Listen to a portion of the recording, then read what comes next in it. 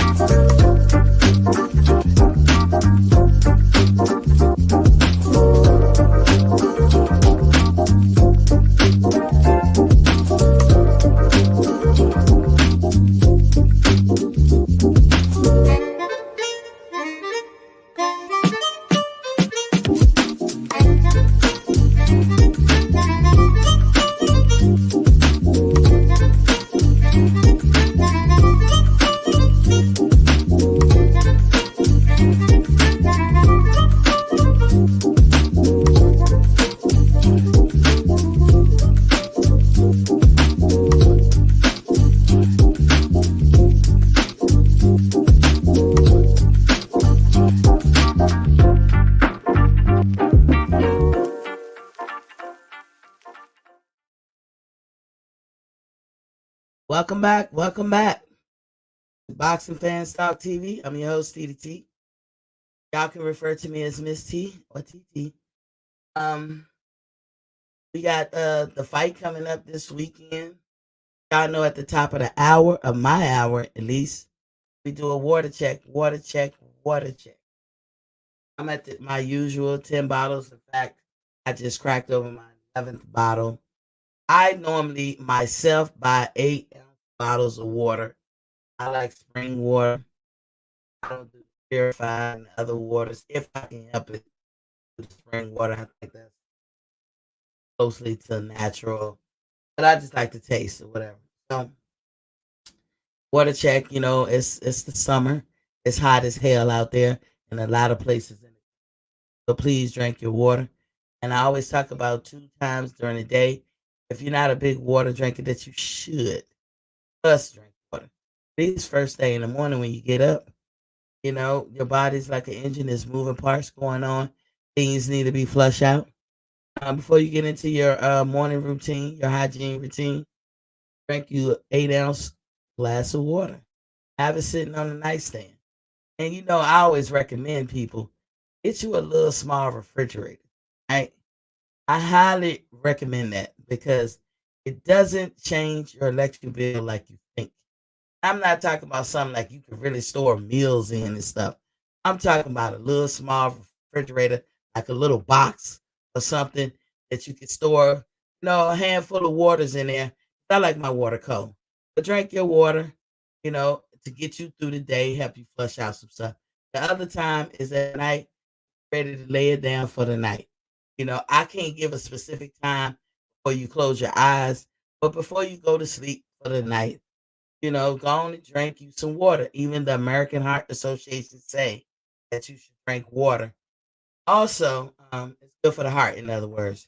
Also, there's a lot of reads going on at night when you sleep. Your body's revamping itself, recharging, rebooting. It's cleaning itself out from toxins, and The average person burns between 900 to 1,000 calories at night when they sleep. When they in a real deep sleep, not a cat nap or something like that. But you burn a lot of calories. You can't even get that in a really good workout session. I mean, a lot of people will be shocked to know that in a really good, hour-long workout session, you burning about 150 calories. But in your sleep, you burning 900 to 1,000, and that's saying something, right? So you want to drink your water and everything, and that's going to help you flushing out even more in the morning. And then when you drink your water in the morning, really gonna flush out. And you can avoid things like being stopped up or backed up or something like that. Because you know how that feels. You don't want to go through that. But just in other words, drink your water. And we're gonna do a little housekeeping. Please, please, please, in my most humblest voice, hit the like, share, and subscribe button. If you've already subscribed, you're locked in. Hit the like and share button. And if you're watching me on replay, hit the share and like button and leave a comment. Now I am open minded. I read everything and I listen to what people say. But after all, I'm still TT. So do hit the like and share and leave a comment or whatever. But thank you, thank you, thank you. In other words, lean on my leasy when you step into the heezy. Basically, hit the damn like button when you step into my square circle. But all that housekeeping now. Let me say new media today, U.S. boxing. Coach Malachi, what it do, King? He said, yeah, it's very hot outside, Miss T. That H2O is a must. Indeed. How they say, indubitably. I try to drink. I shoot at Boxing Fans Talk TV. Here at Boxing Fans Talk TV, we shoot for at least 100 ounces of water a day. And I always remind y'all every now and then, but most people already know the formula. You're supposed to drink half your body weight in ounces of water. So if you're a 200-pound person, you should drink 100 ounces of water. But any grown person, I will submit, even if you're like 16 years old, 16 and up, but I only want to talk about adults. Drink your damn water. Drink a gallon. A gallon is 128. You could be 120 pounds. You still are able to drink 128 ounces of water. You can drink a gallon a day. I'm telling you, it's going to change everything. Any diet you was trying to be on, you ain't got to go on my Finding the Health in You diet or plan. I don't even call it a diet. I call it Finding the Health in You. But whatever plan that you go on, if you don't equate the water in there, it ain't gonna work. That's the secret right there, y'all. The secret is the water. You have people say, "Oh, you look young. Your skin is so tight. It's so vibrant. The color is real good. You're not splotchy." It's from water. I'm telling you, water does the body good. It's a life sustainer, just like the sunlight, just like salt. You need all three as a human being, as a living animal. Period. Maybe even plants. I don't even know if plants like salt, but humans definitely need it. And I ain't gonna go in depth about that. I was about to go into depth about why salt is important, but never mind. Y'all can find that out on your own. Today is Friday, and I say a lot going on. One is the day before the Danny Garcia show. That's gonna be a good undercard. I seen that dude, Melnicki or Malnaki, I think that's his name. The one who fought on Christmas last year. The young boy. He on the card, but I didn't see his opponent, so maybe they're gonna make it up as they go. Or maybe they'll have it ready by time Showtime starts. Um Gary Russell Jr., I'm starting to love this kid. Starting to love this kid. This guy, he was kind of pissing me off for a minute with this not combing the hair. Like, I know this generation is what they are, but I don't know where the memo came that said we don't comb our hair, but god damn it, we comb our hair. And I bring it up because he has did a complete 180. I don't want to keep putting that jacket on him. He must have got the memo, not just for me. I won't the only one saying it. But I was like, it's a detractor. It takes away. Even Keyshawn Davis, look at how you do. Yo, any boxers coming up, and you don't comb your hair, Miss T gonna speak on it, and not because I'm trying to pick. I'm just trying to show you um, that you should always put your best foot forward. That's it. Andrew Charles is in the building. What's poppin', King? He said, salute, Miss T. PGH Big Dog is in the building. Salute, Queen T. What's poppin', PGH? Extra O is in the building. Salute, Queen T. What's poppin', extra? Extra. Read all about him. And the other day, before me and Jerry got sidetracked, I was trying to tell y'all about some other news with Anthony Joshua and everything. But hold on. PGA said, Queen, I'm more excited about Gary Antoine Russell. Benavidez looked terrible in his last fight. Exactamundo. He gonna get his ass whipped. I know he's trying to be serious. He strike me, Benavidez, Jose, that is. He strike me as a person like, I don't know how this shit gonna turn out. But I don't want to be overly happy. I don't want to be underly happy. But you know, if I win, I'm gonna be like, I want to play this like this attitude or this facade I'm putting on can be beneficial, or it won't be that bad whether I win or whether I lose. If that makes sense to anybody, because he got the weirdest facade. Like he ain't no thrills, no special effects. He not happy or he not sad.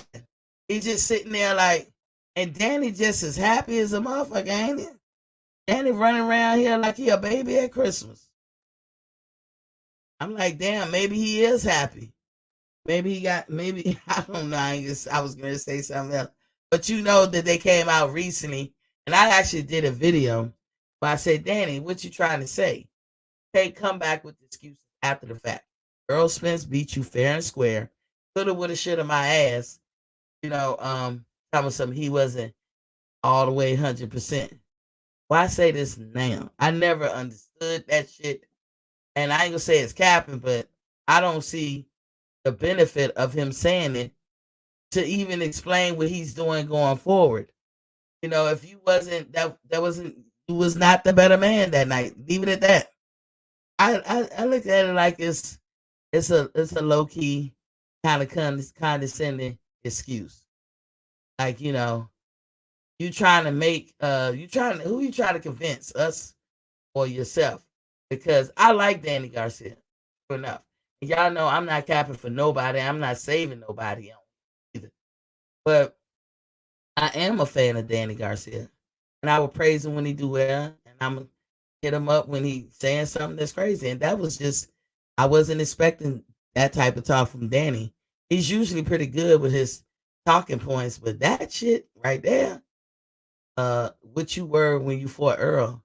Earl Spence was the better man that night in the conversation. So to bring it up now, because what it do look like, somebody can arguably say that he is running out the 147 division without really cleaning it up, because he had his hand at some of the top guys and he fell short. So he going up to 154. But Danny's like, you know what? Look, I'm gonna go up to 154, and I see those guys up there, and I'm gonna try my hand up there. I'm sure I can become a champion at 154, which would make him a 1, 2, 3 division world champion. And so Danny, in a sense, is going for legacy. This is why he says he stays in my good graces, if only for one night. Andrew Charles said, I respect that Vito didn't skip a beat after his loss and been back in the ring taking tough fights. That's that dude name. Okay, Andrew. That's his name. The one that fought on Christmas, right? Yeah, I saw him. I was like, that's that kid. Nice looking kid. I mean, he got some skills too. But you know, I don't know. Keep it pushing. He already, to me, I can't even remember if he won or lost on the Christmas day. I thought he won. But you say he took a loss. He fought recently, you know, Andrew. I don't know. The last time I saw him fight was Christmas. If you saying he took a loss and he back at it, hey, he's my kind of guy then. Because If even if you a person to take a loss, it's how you get back up. And if like look at Smoking Joe, who ain't going to see Smoking Joe Frazier fight back in the day? He took some losses. Muhammad Ali took some losses. Who won't going back and seeing them? If they're the goods and they entertain by putting on a good show, basically leaving everything in the ring, we will come to see them. We will buy their tickets. No, that's bottom line how it goes. Oh, before I get into all these stories, I was going to say it's Friday. Now I'm gonna ask y'all, at the risk of y'all skedaddling out of here, don't do me greasy. But did y'all play y'all Mega Millions today? Because a sister did, and I'm naming it and claiming it in the eyes of the Lord. Better believe it. I played a lot of tickets. I had my 8 numbers that I guessed with, and then I let the computer pick like 20. And I played the Mega Player, the Mega Flyer or whatever they call it. Shit, I gotta win something, something. I'm winning. I'm going for the. It's at $1.1 billion. So that's what it is. You said, yeah. He lost to a guy named James Martin a little while. Like, is that this year, Andrew? I know I keep asking questions, but as I keep saying, the last time I saw him fight was Christmas Day. I cannot remember that guy he fought. That was a good little fight, though. So if he lost this year, I didn't catch his fight this year. And I think on Christmas, I think that was the second time that I saw him fight. He got some skills, and let me tell you, he's a young man. He's a young boy, and now that you took the loss, you can't do nothing but go up. You know what I'm saying? It's not how you fall down; it's how you get back up. But I was gonna talk about this yesterday. I'm gonna put this ahead of the Danny Garcia show. um, Boxing fans in the UK are upset because Sky Sports are increasing the price for Usyk and Joshua fight. Y'all want to know how much they're increasing it? $2. $2 their money. It's $26.95. The price is. They're increasing it $2. I thought the price was gonna be similar to ours in the US, but of course it's not. The fight is in Saudi Arabia. Y'all probably already know how I feel about that one. I'm not into sausage parties. You know what I'm saying? Like, I don't like to go into church, for instance, and it's all women. I would do an about face and walk right back out. Equally so, I don't want to go nowhere where it's all men. Now, there's a time and a place for such things, but boxing, sports, if you make stuff exclusive, you're gonna turn away fans. And when they go over to Saudi, not trying to have no beef with them, if you taking your fights all the time to Saudi, I look at you as you're not inclusive. Truth of the matter is, a lot more women shop and consume things than men. Women buy men clothes for them. They, sometimes women are the breadwinners. And for Christmas gifts and this, that, and the other, you buy jerseys and other stuff. But you might buy a fight for your dude. Paper bill is in your name, it's your house. But I wouldn't buy shit. I wouldn't even buy shit. I think I bought one fight that was over there. I don't even know if it was Saudi Arabia or Dubai. But when Anthony Joshua and Andy Ruiz had their rematch, I bought a fight over there. That was the first and the last. First of all, the location, because of the time zone. I'm not breaking my ass to see that fight. You want to put it way over in yonder, and most of your consumers are going to be people from the UK area or this Western Hemisphere, and you want to take it way over there, and I get it. Because I know somebody itching to say Somebody in the wings is itching to say Miss T is business. Like Miss T don't understand business. Y'all be cracking me up and y'all be like, Miss T, it's just business. I be laughing. I be like, I understand business. But all money ain't good money. You know what I'm saying? They're setting those fighters that'll be attached to that. You know, sure, you get your biggest paydays and you got all this money, but you are excluding fans. That's what you want to do by all means, because now I attribute you to a party of exclusiveness. I ain't never gonna buy your shit. New media today, USA Boxing said I didn't play the lottery at all, Miss T. Oh man, everybody got at least play. Andrew said, I'm sitting here thinking about playing the lotto. Hut, I don't know what hut is. I'm probably gonna just keep sitting here. I'm tempted though. Hut 2, 3, 4. I went on to play. I don't think I ain't gonna have a defeated attitude. I don't know what's gonna happen. But I just wanted to play. I play the lottery every now and then just for the hell of it. You know what I'm saying? So if I hit, you know what? Drinks on me. Drinks on me. Tell them to send the tab to my house. I'm gonna give you the P.O. box address in a minute. I'm just joking. Drinks on me. Oh, I got plans. Oh my God. Those be some of the best dreams. If I hit the lottery, what I'm gonna do? I'm gonna open a business up just to be opening it up to see if I can go start from the bottom and now I'm here. I want to see, can I create something? I'm gonna look around my neighborhood and see where there's a void. You know what I see these days? Where the bakeries at? Even back home, you don't see bakeries no more. Like a place where you can go get your own bread. And it would be nice if you could deliver like fresh bread to somebody's home every day. There was a time in America that they delivered bread and milk to people's home. But now the way people act, you can't trust shit. So what kind of way could you trust it if you can put their shit in something that people can't get into? Like maybe the people have a lockbox on their in front of their house on their door or something, where you could drop the bread in and then just put the close it up and put the lock on it. And you, as the person that lived there, if you ever open your door and the shit is exposed, then don't eat it. You know what I'm saying? But if it's in the lockbox, then hey, you got fresh bread for that day.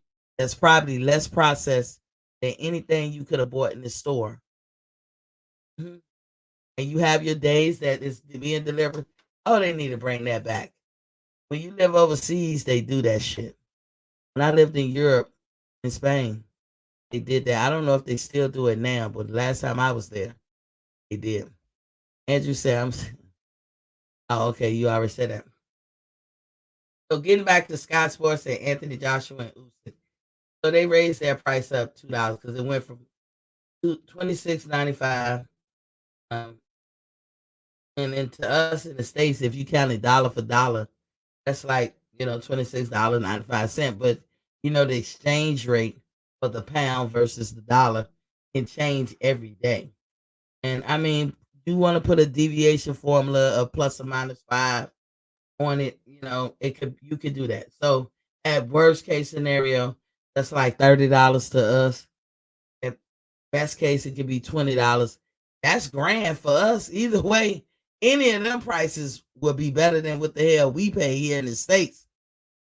But I wonder what their normal price is. Sky Sports got y'all remember that I talked about how Deontay made a power move recently, kind of like Bud. Bud signed with Intrabox and Bally Sports. And Bally Sports is the new name of Fox Sports. And Bud signed to them as a partner. But AJ kind of did the same thing. He signed to the Zone. I know y'all know he did that long term contract. AJ gonna be with Eddie Hearn for the rest of his career. Because not what was it last year maybe I want to say sometime last year, he signed that 10-year deal with Eddie Hearn. Now he signed with the Zone. I didn't know that he was either signed or did business with Sky Sports. Sky Sports won the bid or the rights to broadcast. So when you go over to places like Saudi and all that, a network, got to put that bid in to have the rights to broadcast. So Sky Sports won that bid.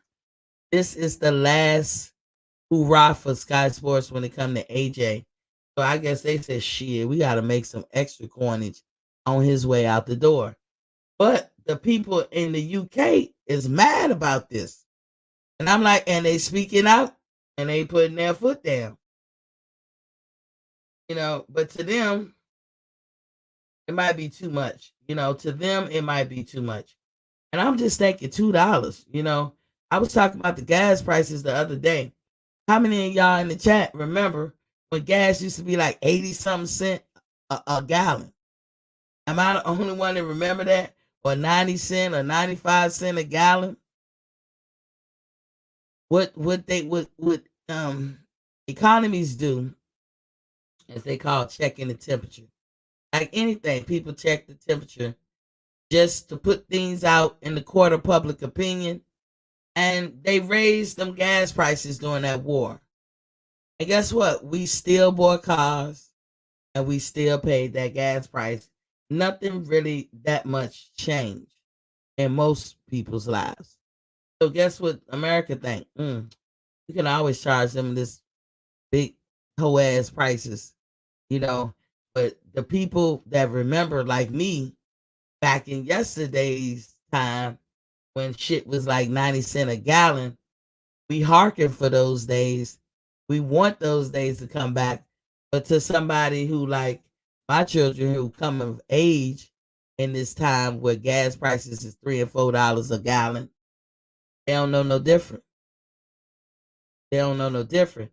And so they don't really, because the old heads are not complaining and complaining and complaining, and we ain't effectively, maybe we complain, but it was falling on deaf ears.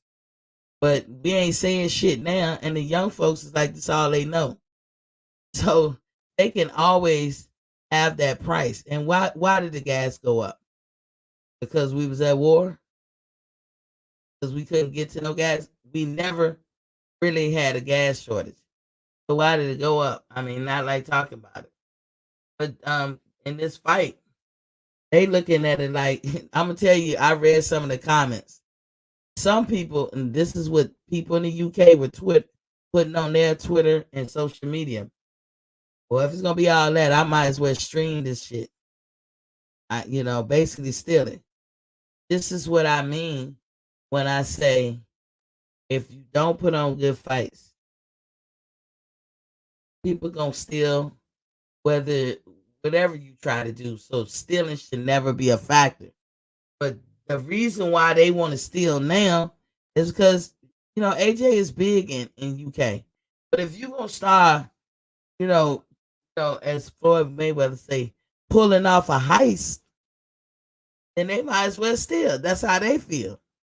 I'm not advocating for nobody to steal nothing, but it's all about how you approach it and what you do.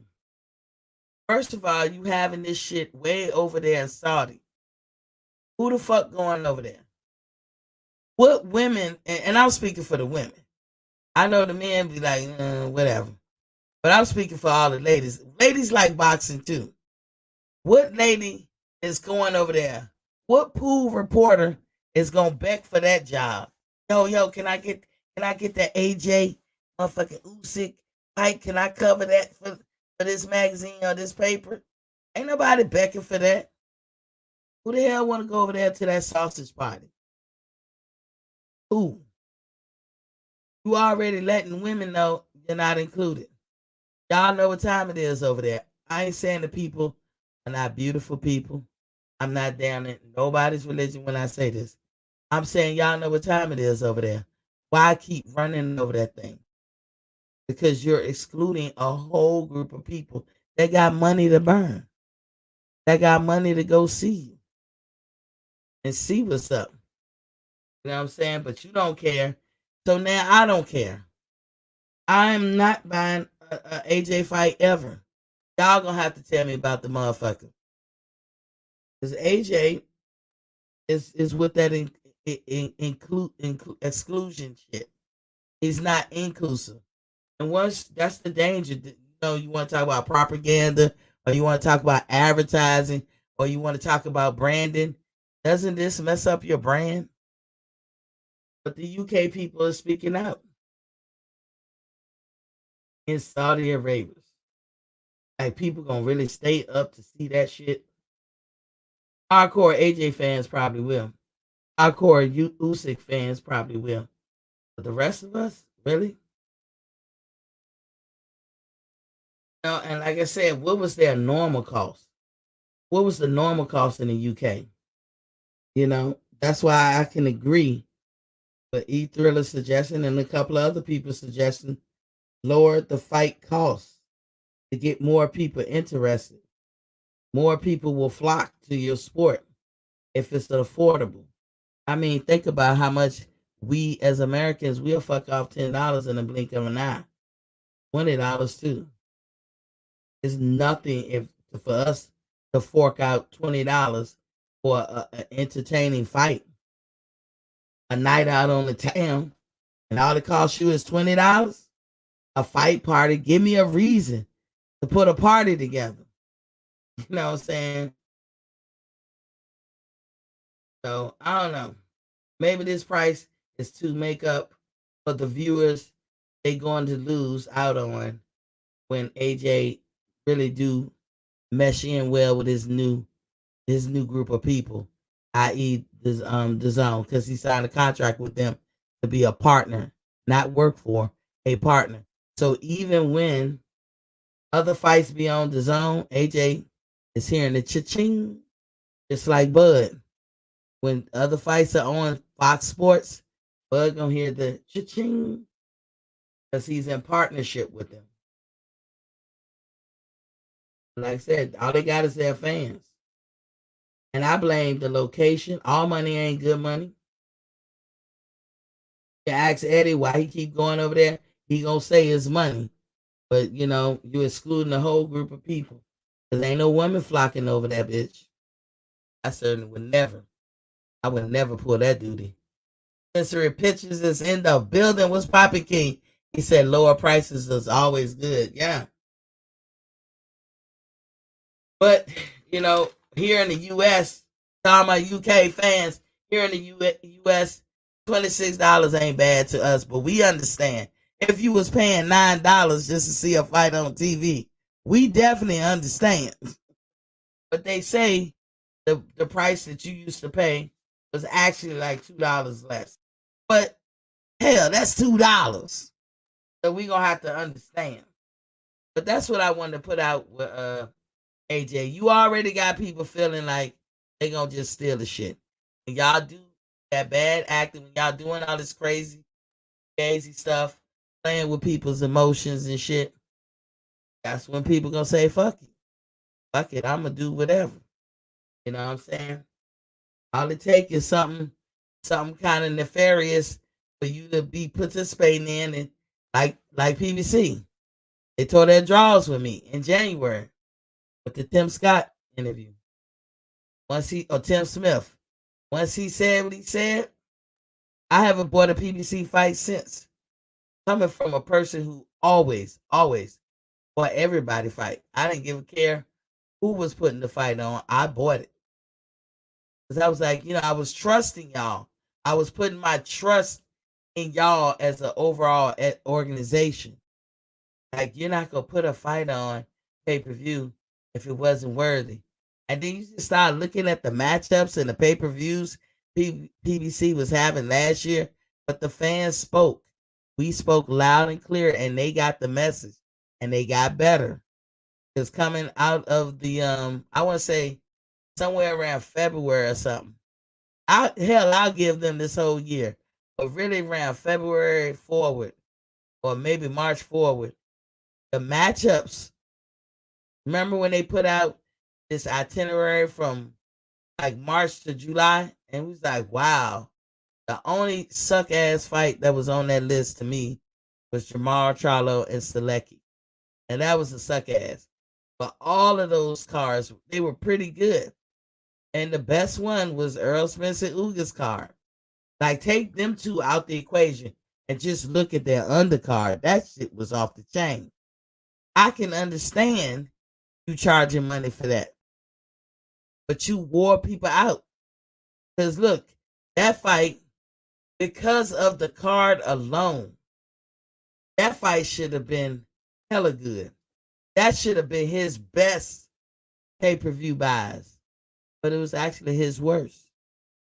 Because you wore everybody the hell out with your Fugazi fucking pay-per-views. Ortiz and Martin, you made that a pay-per-view. It was better off being a Showtime event. You'd have got a lot of viewerships.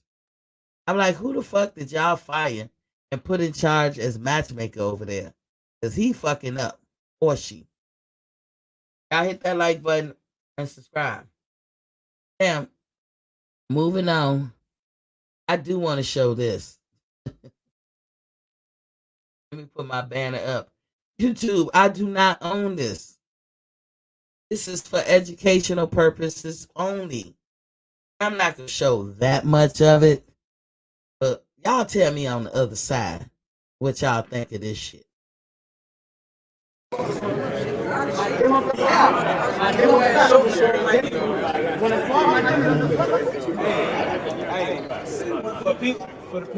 gym is up the block. If you staying focused on the gym, let's go to the gym and spar whenever. Tonight, now, whatever. It's been 3 months since my surgery. That's why I said wait till you get healthy. Wait till you get healthy. I can smack a motherfucker. That's what. Right, man. No, that's not happening. That's not happening. But I said that's not happening. But like I said, if you want to fight, we can do it. He's just doing too much talking. Fuck some up shit. I'm always just shit the fucking nigga up. My gym is up the block. Oh my goodness. My Lord, my Lord. What y'all think of that? Knockdown 305. Salute King. So he said salute Queen T. What y'all think of that one? Man, I be tripping on Gary Russell, man. That dude, Gary Russell, pint-sized warrior. Man, he got a lot of. I love Gary Russell. Dude means business. Like, you can take his whatever he's talking about or whatever he's about to the bank. Has he fared good in his boxing career? No. That being with PBC, he hasn't fared well, and he as he explains, he bites his tongue because his brothers are signed with PBC. He has to be careful of how he move in the boxing community because it's not just going to affect him; it's going to affect his brother. Which, when he say shit like that, he basically saying PBC is down with the reprisals. Now, you shouldn't be that way. That's not good business. That's not even allowed on jobs. Sensory pictures say Colbert is steady fraud. Ain't he big as a motherfucker though? That's what caught my eye. I was flipping through the YouTube channels and I just said, damn, he kind of big. Let me see what's going on here. Gary Russell said basically, I slap a bitch. Y'all say what y'all want. That dude said I could smack a motherfucker with it though. I mean, y'all tell me. These are two men. I get it. Miss T is a girl. Was that a challenging proposal? Y'all let me know. Chris Colbert was there to support and represent in my phone to support Danny Garcia because it was Danny Garcia in the final press conference. But him and Gary got into it, and Gary was like, I'll smack a motherfucker. I look at it like, do y'all let a man say that to y'all? Did Gary walk off too soon? Y'all let me know in the chat. He said Gary is a better boxer. Since we say, yeah, they probably trying to set up a fight. Welcome to the building, Sir Ampo. He said, "What up, T? What up, King?" Yeah, but this is him explaining it. Let me make sure I'm showing it. This is Gary. Gotta okay. I gotta go out, back in to the screen, in. Where it's up here. Okay, and let me put the banner up. I do not own the content of this video clip. I'm using it for educational purposes. YouTube, I hope you know that. And so here we are, play it. Look. You had the injury. Is the arm good? When can we expect you to get back in there? I mean, I'm 3 months out of my surgery. Prime time was talking something. I told him I'm 3 months out of my surgery, but it is good enough to smack a motherfucker right now. So, and apparently he had to hush his little mouth. Shorty need to chill. He my junior. He need to stay in his place. But if we wasn't clear before, as if we wasn't clear before. I mean, Gary Russell is something else, ain't he? Knockdown said Cobra needs to see that man who whooped his ass.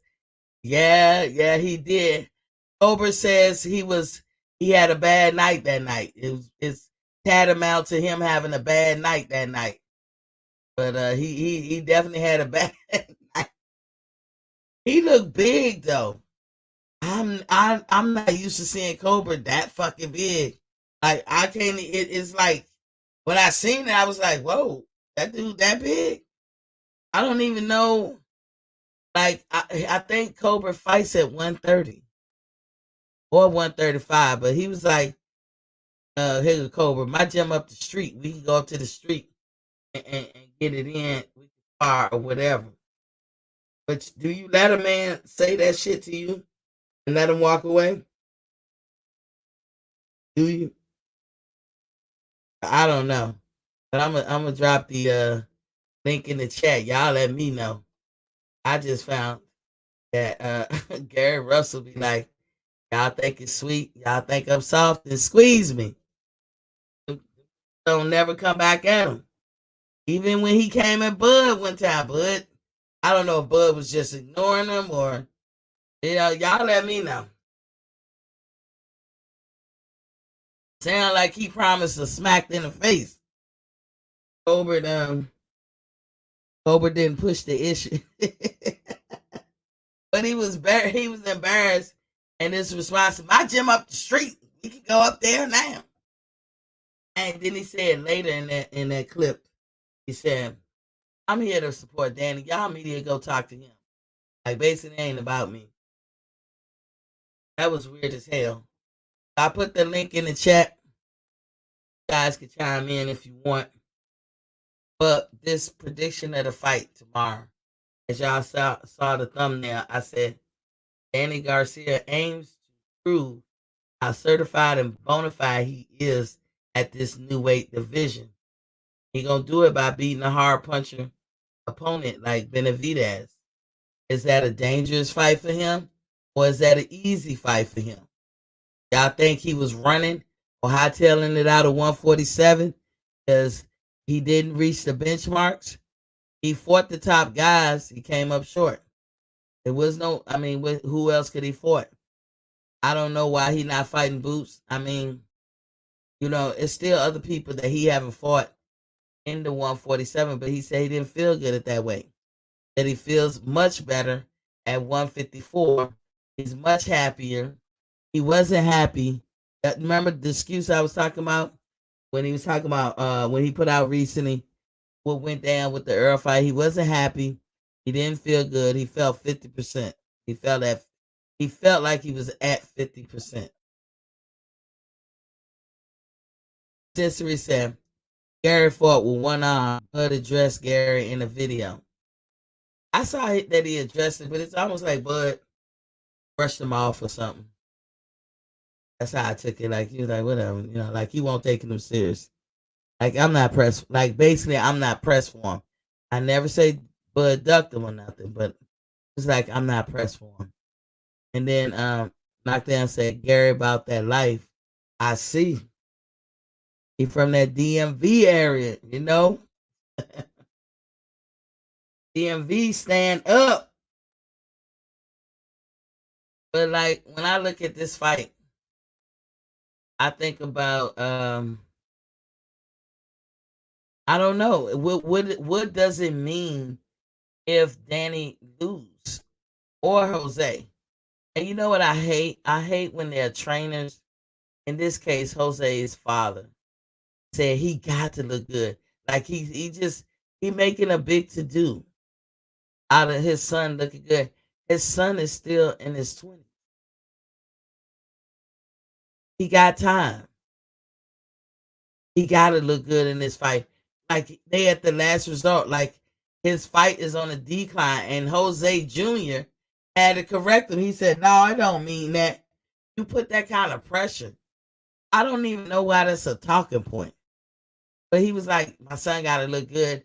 He got to win this fight, or else, blah blah blah." I'm like, why would you even put that kind of pressure on your son?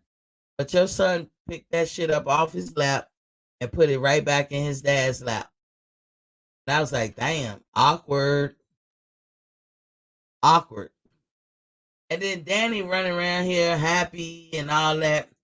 It's almost like he's living up to what his dad said. Because the interview was with Angel, who said that Danny was 50%. You know, he wasn't happy. He just couldn't put it together. You know. And then Danny iterated or clarified, yeah, the weight don't come easy. I felt drained. I didn't feel good, but I feel real good. And then Danny actually said, people don't know. I walk around like at 190. So a lot of people think I'm little, but I'm not because I came up from 140. I'm actually a bigger guy. So I'm like, you walk around at 190. I didn't even know that. So who y'all got winning in this fight? I don't know. I know that Jose can hit hard, but Jose can't box for shit. I'm thinking about his last fight and this fight before that. He can hit hard, and he's young. Just like I say about his brother, they're young. They're getting away with a lot of shit on the strength of their youth. They fighters now. They can hit hard, and in the way they fight, they look like they know some boxing. You would never teach nobody to box like them. It's them two brothers and them damn Figueroa brothers. Now, they be all four of them be getting the job done. Jose got one loss and I think a draw. But before Bud, he was undefeated. So it is something to them. But my question is, when you reach 30 and your abilities and just your body itself starts to go on a decline, and it will, because Father Time ain't waiting for nobody. Is that same method of boxing the way you carry yourself in that ring? Is it going to be beneficial? Is it going to work? Or is it going to hurt you with the degradation that's going on? That's what I asked. Andrew Charles said David a good boxer, better than he gets credit for. Ah, he all right. Andrew, I think he all right. No harm and disrespect, Andrew. Got a little slight difference of an opinion. I think they do well because they're young. I think they got the youth. They are rugged fighters now. They do hit hard.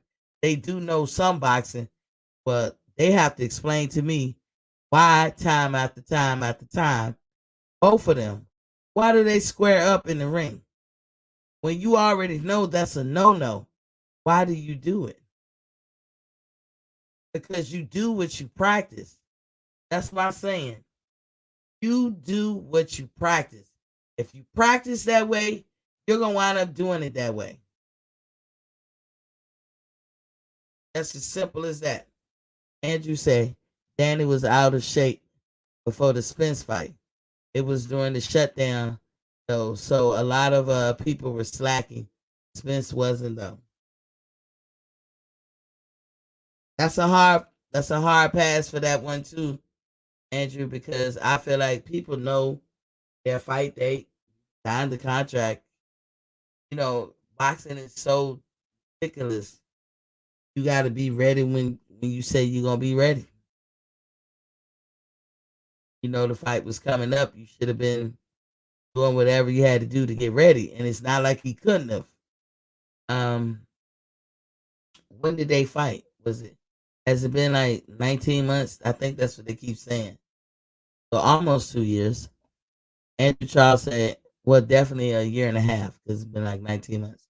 Andrew Charles said Danny was posting pictures of himself living the poolside life while Spence was in the gym shredded not long before their fight. But Spence had a proverbial chip on his shoulder. He was just coming back from that car accident. He felt like he had a lot to prove. But he was going to be above and beyond reproach of his return into the ring. And Danny, I don't know if he was second guessing Spence or sleeping on him, maybe thinking he can't be the same after the car accident. I still say that too to this day. Even though they say he fought Danny, he fought a Danny that, and not taking nothing away from Spence. Spence took it seriously then. If that's what happened, Andrew, and Danny didn't, oh well. But not taking nothing away from Spence. But I don't think he fought Danny at his best. It's the same thing I say about Kambosos. You didn't fight the best Tio. You really didn't. And I just feel like he didn't fight the best Danny. I've seen Danny do better. In that whole fight, I felt like Danny was hesitating. But here's another thing I think about Danny. I do think that dude hits hard. I really do. Because Keith Thurman, to me, fell off because of the punishment Danny gave him. It didn't make Keith retire all the way, but he definitely fell off. Because them damn injuries and shit to his arm and his hand, they probably was already somewhat there. I know Danny touched his ass up all over in their fight. Danny hits hard. And Danny got a hellified chin. I mean hellified. I put him behind Sean Porter. Because I always say about Sean Porter, y'all know what I say. I be like, Sean Porter hurt is different from anybody else hurt. Sean Porter mauls you. He comes at you. He come at different angles. He ain't a power puncher, but he walks through shit. And that kind of pressure and just on top of your ass and throwing punches, it ain't like he giving you soft punches. So Sean Porter got probably a little sting on his punch. But, Danny has problems with people who pressure him, in my opinion. Everybody that pressured him and wouldn't get off his ass, he had a hard time. Keith Thurman pressured him, but he went tooth and nail with Keith. I mean, not tooth and nail, but like, you know what I'm saying. Him and Keith was going back and forth, but Keith pressured him. That dude he fought in Puerto Rico named Herrera, I thought he lost. I honestly thought Danny lost that fight. When they was talking about I'm coming home, that song they had when he fought. I think it's the one and only time that he actually fought in Puerto Rico. When he fought Sean Porter, I thought Danny did well, but Sean don't get off you. When Sean say he about making you uncomfortable, that is a good strategy because he does. And then we know how Earl Spence is. Danny is a flat-footed fighter. He knows how to walk and move, but he's into counter punching. I like his style. He's not so flat-footed that it's fucking ridiculous, but he's not a person that really be on his toes neither. But he'll walk you down. He'll swing with you. He'll counter you. He definitely has boxing skills, and I know he hurts you. Like when he leaned to the side and hit you on the, oh my God. I think him and Spence fight could have been more competitive, but it was the lack of him not perform. Like he was hesitating, and we don't like if he'd have just upped his tempo. We don't know really how that fight could have played out. I still think Earl would have won, but you never know because Danny hits that hard. Andrew Charles said, "I don't know why I'm not Danny fan, not a Danny fan, but I'm just not. It's just like that. Sometimes a fighter can always make me a fan though, but they stand out performance. Yeah, Danny's a good fighter. He really is a good fighter. He's a decent guy, but sometimes he be a little ego, but that come with the territory. I like his responses most of the time when he speak. The only one time I never liked his response, and that's recent when he tried to make the excuse of, of his performance with Earl Spence. Because common sense would tell you, Earl comes off bigger than everybody that he's in the ring with. He's a big, solid 147. Not that they don't get as big as he do outside of their matches, but he always come off like the bigger guy, and I don't say that negatively.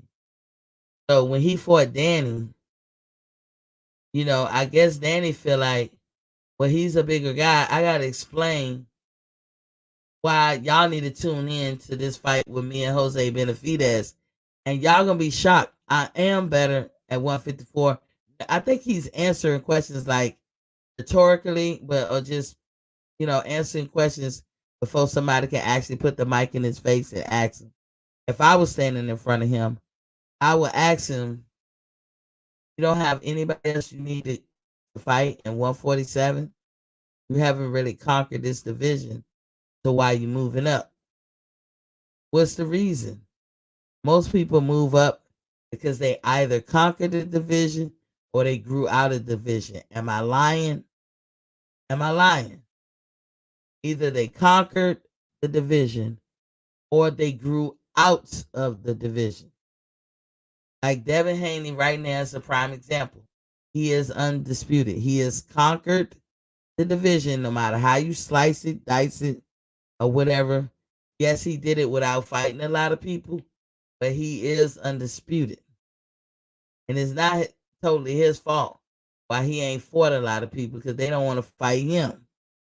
But what else can he prove at the 135 weight class? But he also is growing. So he's not going to be there long anyway. So when you look at Danny, you have to ask the question, which one is it? Have you felt like you conquered it or you grew out of it? Well, we already know the answer to one, you did not conquer it. So he basically saying, I kind of feel better, kind of alluding to the fact that he grew out of it. But it does look like what it looked like. That you was pretty much done with the 147. You tried your hand with Keith, didn't work out. Sean, didn't work out. Earl, didn't work out. So I guess you say I ain't gonna keep banging my head up against this wall. Let me go out somewhere else and try to be a champion. But then he moved out of 140 real quick too, sort of kind of avoiding that man they call Bud Crawford. Some people call him Daddy. I'm just joking. Then he moved out of 140 kind of for those same like he left 140 before Bud. Kind of got the hell out of Dodge.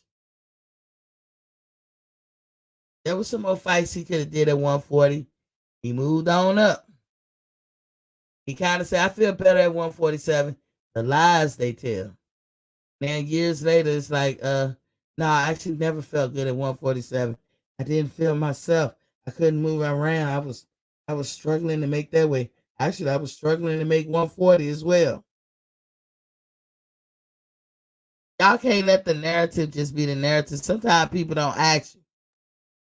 You can make it real simple, like it don't matter. Like for real, it really don't matter because I'll say that, but it's like, damn, can the person talk?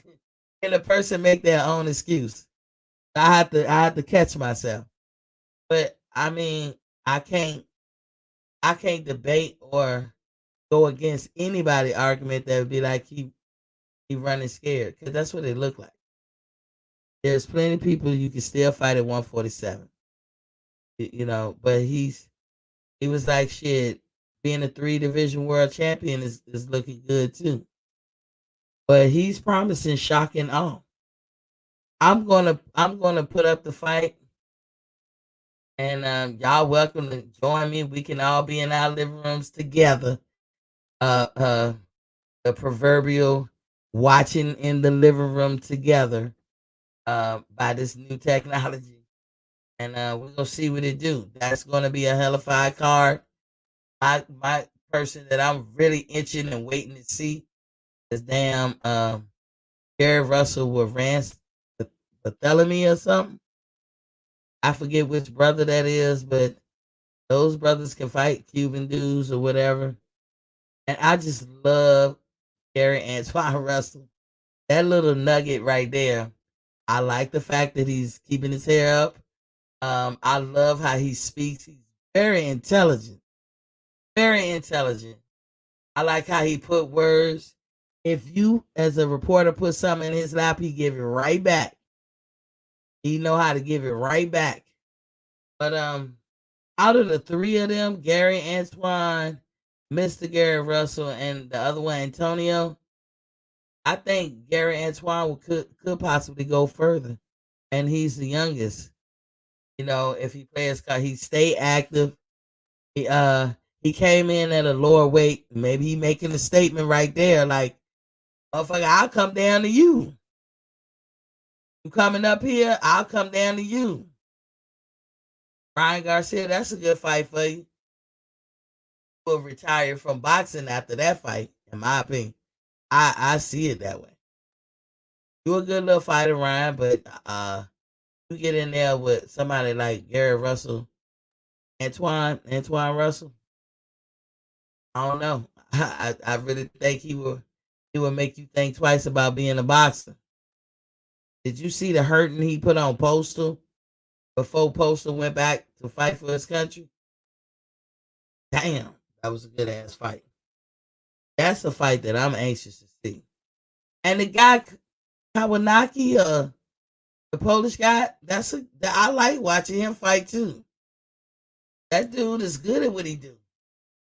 That's a heavyweight fight that's gonna be on the undercard. He fighting somebody else from a foreign place, but that's gonna be a good fight because that heavyweight dude put in work. I can't remember who he was fighting, but it was one of the best heavyweight fights I've seen.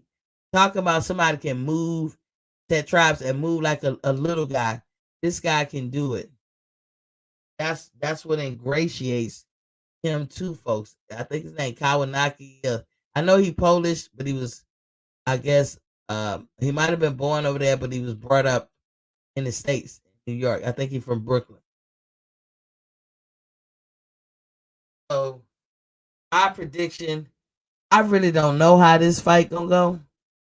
Because I really don't know if Danny really is suited for 154. Jose Benavidez, I kind of believe he always looked bigger than me. That might be his weight class, but I don't think he has as much confidence as his brother, and he might do, but I don't see it because he's trying to give you the stoic look. That's Jose. He's always giving you the stoic look. But then even to Angel to get things crunk up at the final press conference. So I know they had their weigh-ins today. They had to. I don't know what time, but I'll go back and catch that later. As far as the AJ Usyk fight, I don't have a lot to put out to y'all today That fight is tomorrow. I will be streaming. I'll be online, and I won't be. Let me clarify.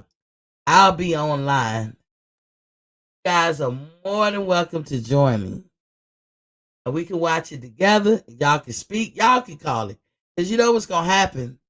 I'm on the East Coast. Somebody can be the West Coast. It never fails. Whatever channel, we all watching the same channel, but it's a delay. So somebody gonna get the call to fight. It don't have to be me. But but I don't want to be behind talking about something that most of y'all already saw. So we establish within the panel who has the lead look, like who is seeing shit first. And once we find out that, we find out the delays, like how much time in between the delays. And then that person who's ahead of everybody else, y'all can get to talking. Y'all call it. That's what we do. But it's gonna be an interesting fight. Bring your popcorn, beer, whatever. And like I said, I ain't gonna be on too long. Circa 357, welcome to the building, King. He said salute. I have much to talk about. This Mega Millions tonight. I want to give you guys an opportunity to go get your Mega Millions. So I ain't gonna hold you. Most of y'all probably skedaddled anyway when I brought it up. But yeah, go get your tickets. It's worth $1.1 billion. Look at me. They, what's funny? YouTube don't sanction you or flag you when you giving free advertising. When you advocating for somebody, they don't do that shit. They'll flag you in a minute on everything else. I got my tickets. I'm hopeful. Like I said, if I win, drinks on me. Drinks on me. Just tell them put it on TT tab. Oh, I said your name wrong. Seriette 357. He said I usually be on, but don't say anything. Facts. I hear you, King. I remember talking to you before when we was talking about clairvoyance and stuff. Yeah, I remember you. Yeah. So this, it ain't much with that fight coming up. August is a good month too. Yeah, tonight the Mega Million in Texas. Mega Million is played through 45 states and the District of Columbia, and I think the Virgin Islands. But the pot is up to $1.1 billion. And yes, it's tonight. I don't know what time the drawing. I don't know what time the cutoff. But I'm thinking you guys still got time to go get your tickets. Yes, today. General Big Fish, what it do, King? How you feeling, bro? He said, we going on a date when you win. Indeed. Look, private jet on me. You go be Miss General Big Fish. It's about the money. Is it all about the money? Yes, indeed. I'm gonna have a lot of dates, huh? Big Fish. Everybody gonna be getting at me. I'm gonna hit them with the Mike Jones. I'm like, back then, how you go? Back then you didn't want me. Now I'm hot. Y'all all on me. He said, thanks. Well, I'm going to get mine now. Yeah, y'all go out and get y'all tickets. I don't want to hold y'all up. He said, okay, yeah, I read that one. Yeah, I'm sure I'm gonna be real popular. I'm telling you, I'm not gonna do what typical people do when they come into money.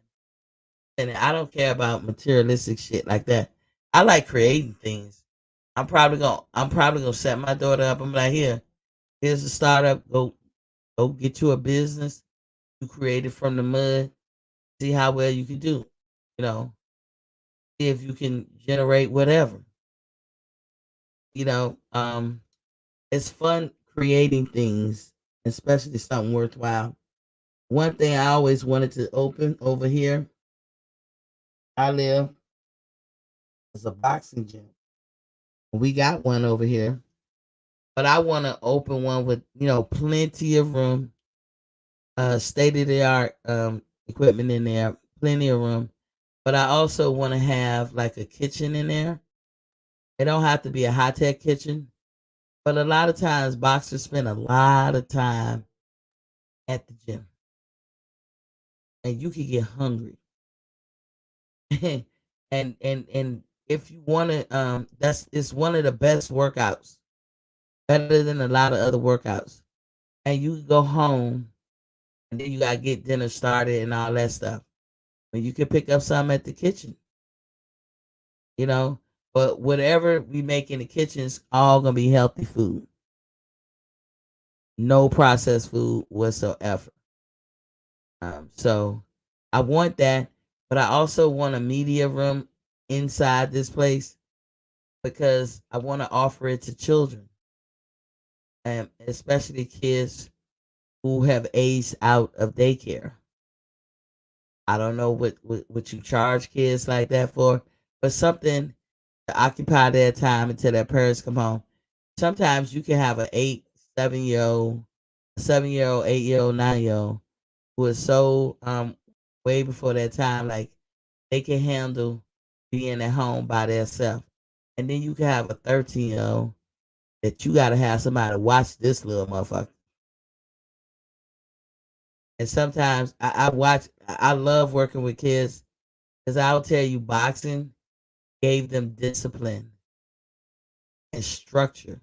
And as much as a kid will rebel and say they don't want structure, they do want it. They crave it. They just don't know it. Their life is so much better when they have it. And I watch these kids be responsible, accountable, and disciplined. That's what boxing teaches them because it's hard work. You don't play it, and it takes commitment. And they learn these things through that structure. And that's why I say I would want somewhere for those kids that aged out of daycare but not quite ready to stay home by themselves. Sometimes you got those kids that might be 12 and 13, but they the size of an 8 year old or 9 year old. So the parents look at them like that. I know my kids are grown, legally grown. But every time I look at my daughter, I be like, she look 14. And that honey, a grown woman. I be like, she look 14. But that's how it be. When you looking at your kids, you see the kid in them. I don't know if men feel this way, but mothers always say that. Like they still look like babies. Everybody else around be like, no, But to you, they look like a baby. But I remember them times when my daughter aged out of daycare. I didn't know what to do. I was nervous as hell. I was racing home. My adrenaline was pumping and shit. And this went on until she showed me that I ain't had nothing to worry about. But that was like it took over a year.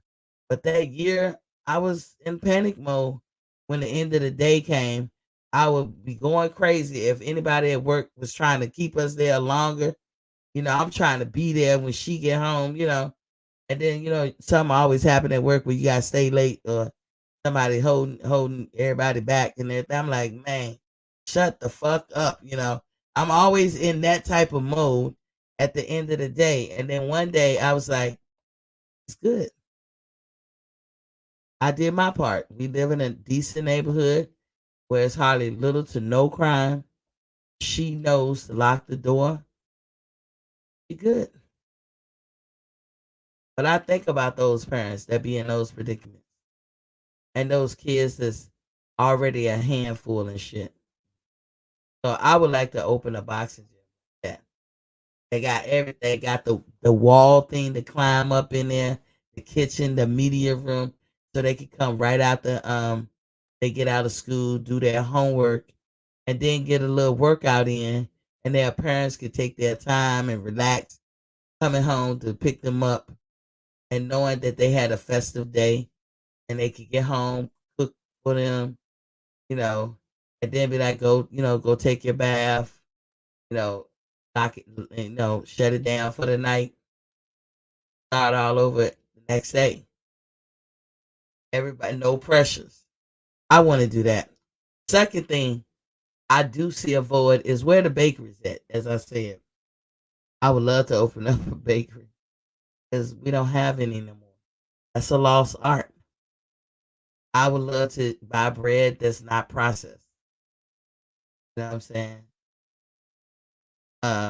And bakeries provide that. Plus, it smell good wherever a bakery is. It's always smelling good first thing in the morning. So those are two things I would do if I hit the $1 billion. Plus, I'm gonna break my parents off and my siblings. But I'm naming it and claiming it, y'all. I'm gonna win something. Don't know how much, but I'm gonna win something. But I'm gonna go ahead and sign off this one. We're an hour and 15 in it. Do join me tomorrow. Thank you, General Big Fish, for stopping through. Y'all come through tomorrow, and we can all be in the proverbial living room watching the fight together. I did that on purpose like that. Watching it together. I'll see y'all tomorrow. I'm gonna do a show Sunday too. That is my update from the week before. I just in case y'all in here now, I seen your emails. I don't know what it is about y'all. Some of y'all gave me permission to tell your story, but I can't say but so much. Because I believe a person's testimony is just that, theirs. And I'm not gonna tell your name. So I'm telling you this now so you can re-email me as to what you want me to do. I'm gonna give a simple gist of your story. That's all I can do. Because your testimony is your testimony. I will get more into it on Sunday. Like, I don't know what it is, and it may be me. I'll take the hit. It may be me. But like, I've helped a lot of people and they don't ever come back and give their testimony. And I always want you to. But I respect your privacy. I will never, ever betray your privacy. So if you don't ever want to talk about it, it's okay. Talk about it with me. You email me, and I'm happy for you. Because in case y'all don't know what I'm talking about, I do a show Sunday sometimes when I have stuff to say. I've done a series of those shows since October. I've said everything I could say, but when it's something relevant to say, I'll say something. And if y'all have any questions concerning health or anything like that, you can email me at boxingfanstalk@gmail.com. Any health things you want to address, I'm not a doctor. I don't play one on TV. But inadvertently from helping myself, I've stumbled onto some things. It's not new information. I didn't create or invent nothing. It's always been out there. The problem is they put so much stuff out there. Sometimes people can't connect the dots. And even and I think I'm a pretty smart cookie, had trouble connecting most of these dots. And right now I'm actually studying histamine and what it means to people. And I think that might be the one thing that got me hemmed up medically, period. And I just had that epiphany or aha moment last week when I had to go to the ER, and I found out what my issue that I be going to the ER all the time because my throat be swelling and tongue be swelling. It's a histamine problem. They never told me that. I've never connected that dot.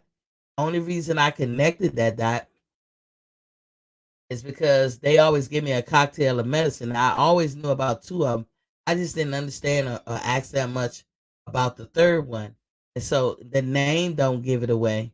But that particular Sunday last week, they usually have those on the floor in the ER for people just like me. I'm not the only one to come in there with this issue.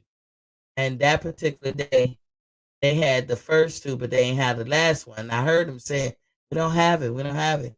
And it was a Sunday, so the regular pharmacy wasn't open in the hospital.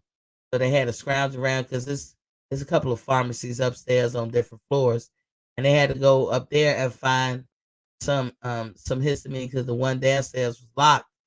The pharmacy down there was locked up, and the guy I guess gave them a pill. something for the Pepsi is what it's called, Pepsi. And he came down, and I usually get that in liquid form.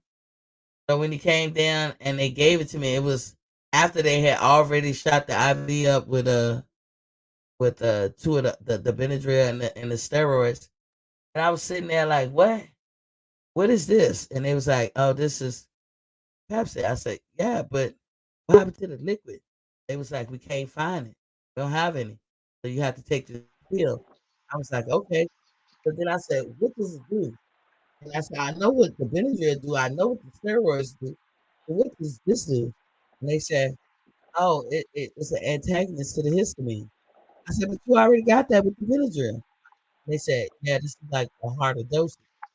I said, you mean to tell me all this time that this angioedema that I've been suffering from was a histamine problem? And I'm telling you, like a light bulb went off in my head because I see so many different specialists. You name a body part, I get to see specialists for mine. And I was like, they all, every last one of them be like, "Girl, you got a histamine problem." And so now I'm doing a geek dumpster dive into everything histamine. And I swear, if I fix this problem with me, I'm telling you guys the truth, I'm gonna be so emotional because it's been 20 years trying to figure this out. And that's how today's medicine, they don't tell you everything, especially if you're in the military. They don't even tell you what's wrong with you. I was in my late 30s before I even knew that I had an autoimmune disorder. How the fuck I get that old and nobody ever told me? That means during childhood, I was never told. My mama was never told. The military never told me. Everybody knew but me. But extra, oh, what you got on it? What's good? Salute, salute, Miss T. How you doing? I'm good. I'm good. I had to stop through and show you some love. I ran a couple errands, so I saw you still alone. I wanted to come through and holler at you. My favorite YouTuber, my favorite Miss T, Queen T. I appreciate it. I appreciate it. A lot of people look at me when they at work and stuff. I be like, oh, okay. Yeah, I get y'all through that hour or two or whatever. We was on one Oh, last night, huh?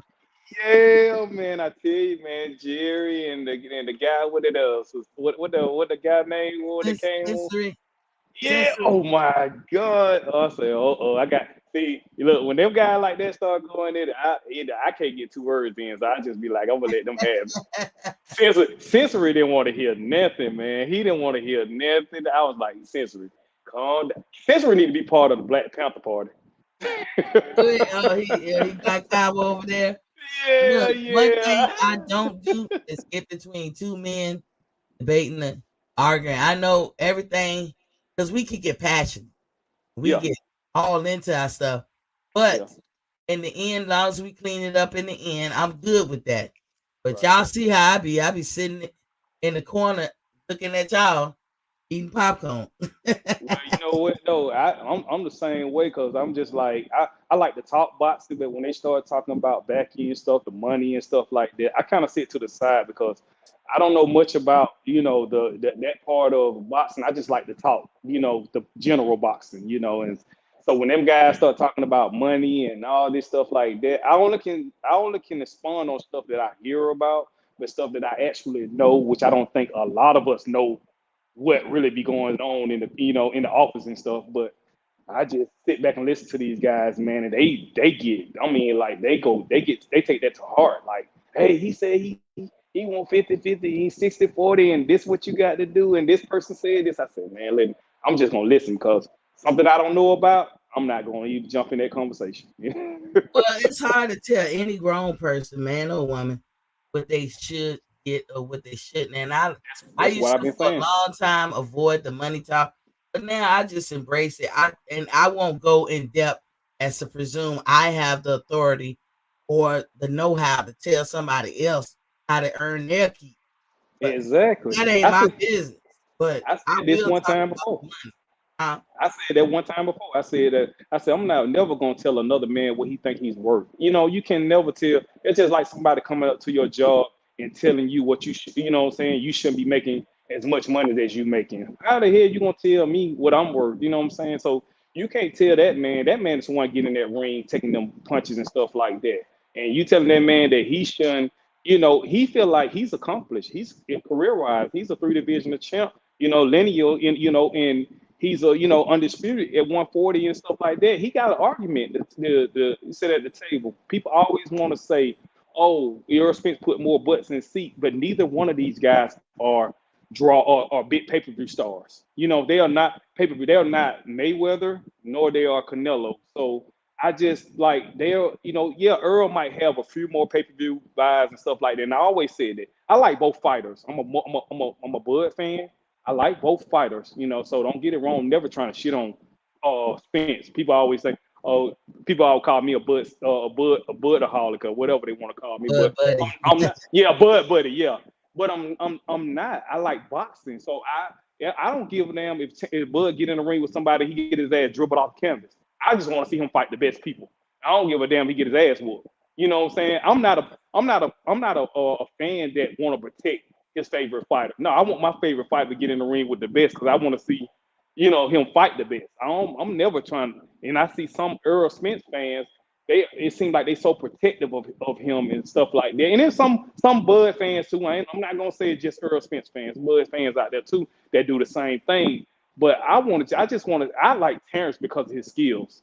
To me, I love his skills. I love the way he fight. I love that he can fight off the back foot, come forward. He sets you up. He gives you angles and all that stuff. I love the fact that he's ambidextrous. He can switch. It's just so many tools. He got so many tools, and I'm at all every time I see him get in the ring and he puts it on display. Earl just a come forward pressure.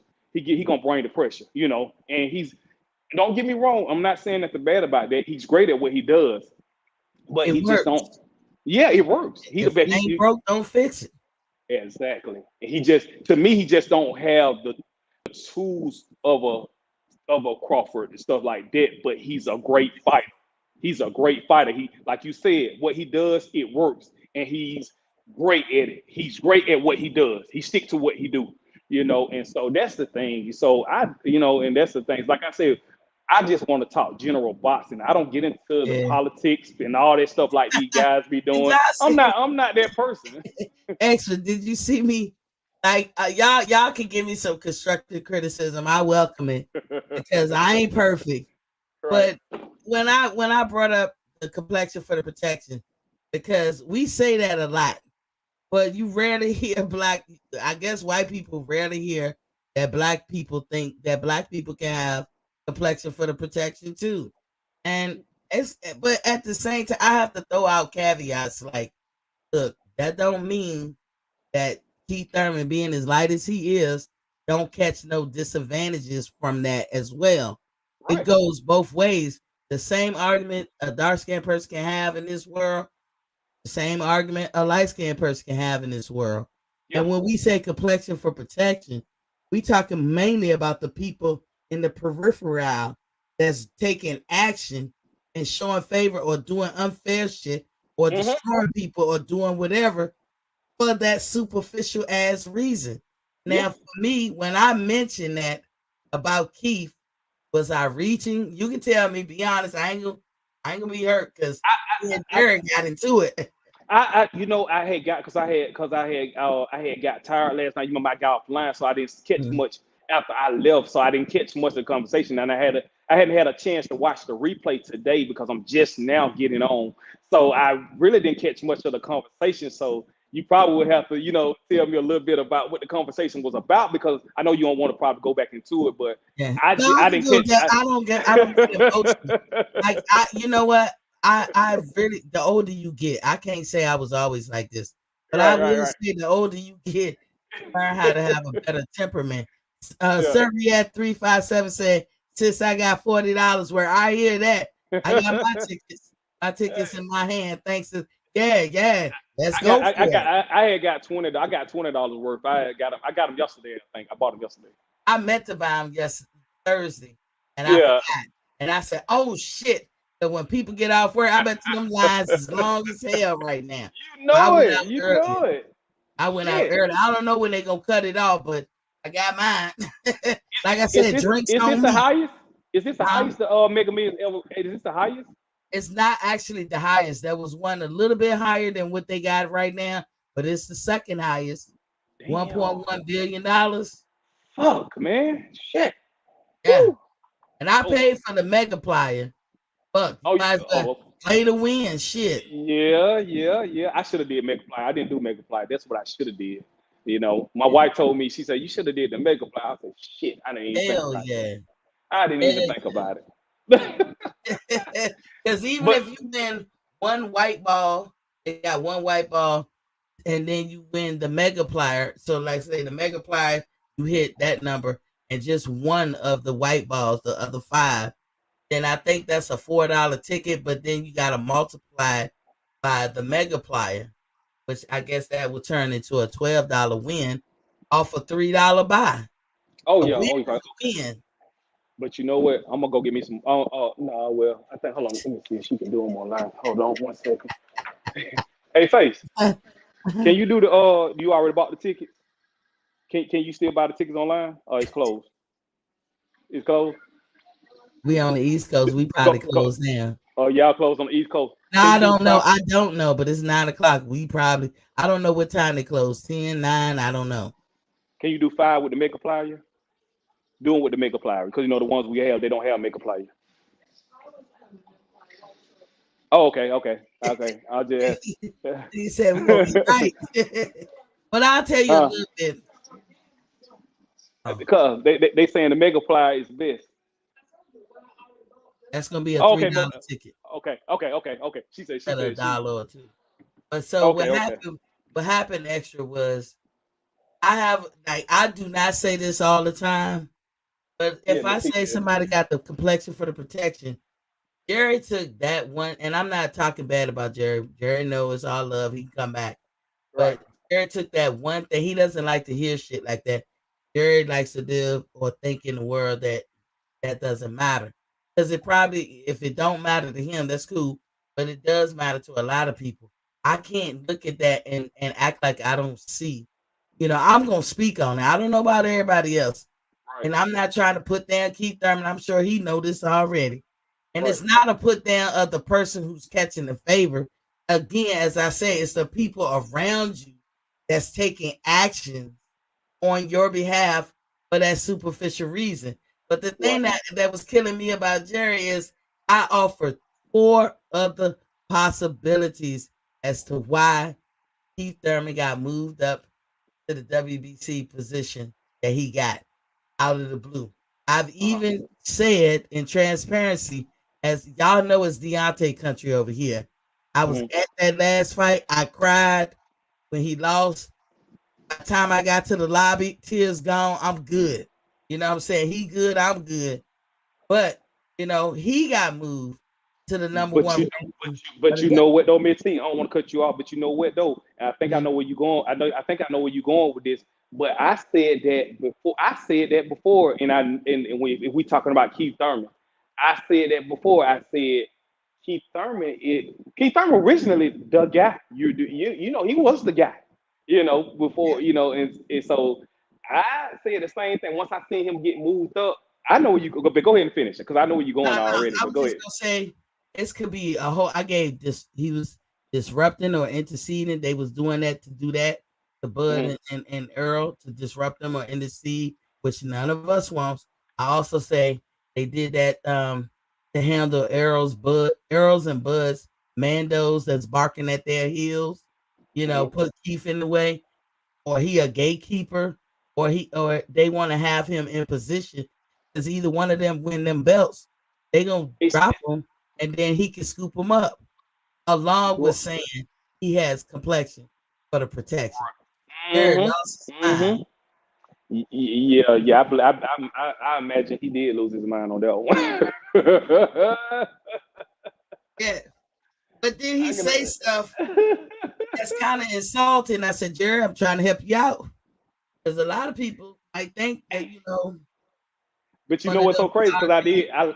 I think I told. I lied to you. I lied to you because when I went to the store today, I was going through YouTube, and I think when you end off on YouTube, it kind of starts you back there. I did because I did turn on your show a little bit and catch some more, and I caught the end of it, but I was ordering in line, and I caught so I had to turn it back off, and I caught the end when you said something when y'all was arguing about the Republican and the Democrat type thing, and that kind of got that kind of. But I couldn't listen too much of it because I was in line and stuff like that. Yeah. That's another thing. Do y'all? Can I ask y'all this in the chat and you extra? Do you Okay. ever see me put up hatred for the Republicans, or do you even see me bigging up the Democrat Party on this platform? Never since I've been here, I never seen you even speak about anything like that. Me being honest, since I've been coming on to you, I haven't heard you talk anything about anything politics. You know what I'm saying? As far as it goes, with that Democrats or Republicans and anything like that. No, I have never heard you even speak about that until last night when you and Jerry was going. Like I said, I caught the butt end of it, but yeah, I never And heard you say anything. I have, but it's the debunk stuff because I don't like to hear. I don't like to hear because if you're gonna tell the truth. I can accept the truth. I can accept when my side or my team is bad. I can accept when I'm bad. But so I went in with him because he tried to come in here and spit that old Democrats did the black people wrong and shit. Man, get And away I with never that. seen Get you out of get here with like that. that bullshit. I never seen you get like that. It was the funniest thing with the parts that I heard because it seemed like started kind of touching. When Jerry was speaking on that, it seemed like I was like, oh, Miss T, he don't touch he don't touch the spot with Miss T because I was like, you kind of got you start going in a little bit.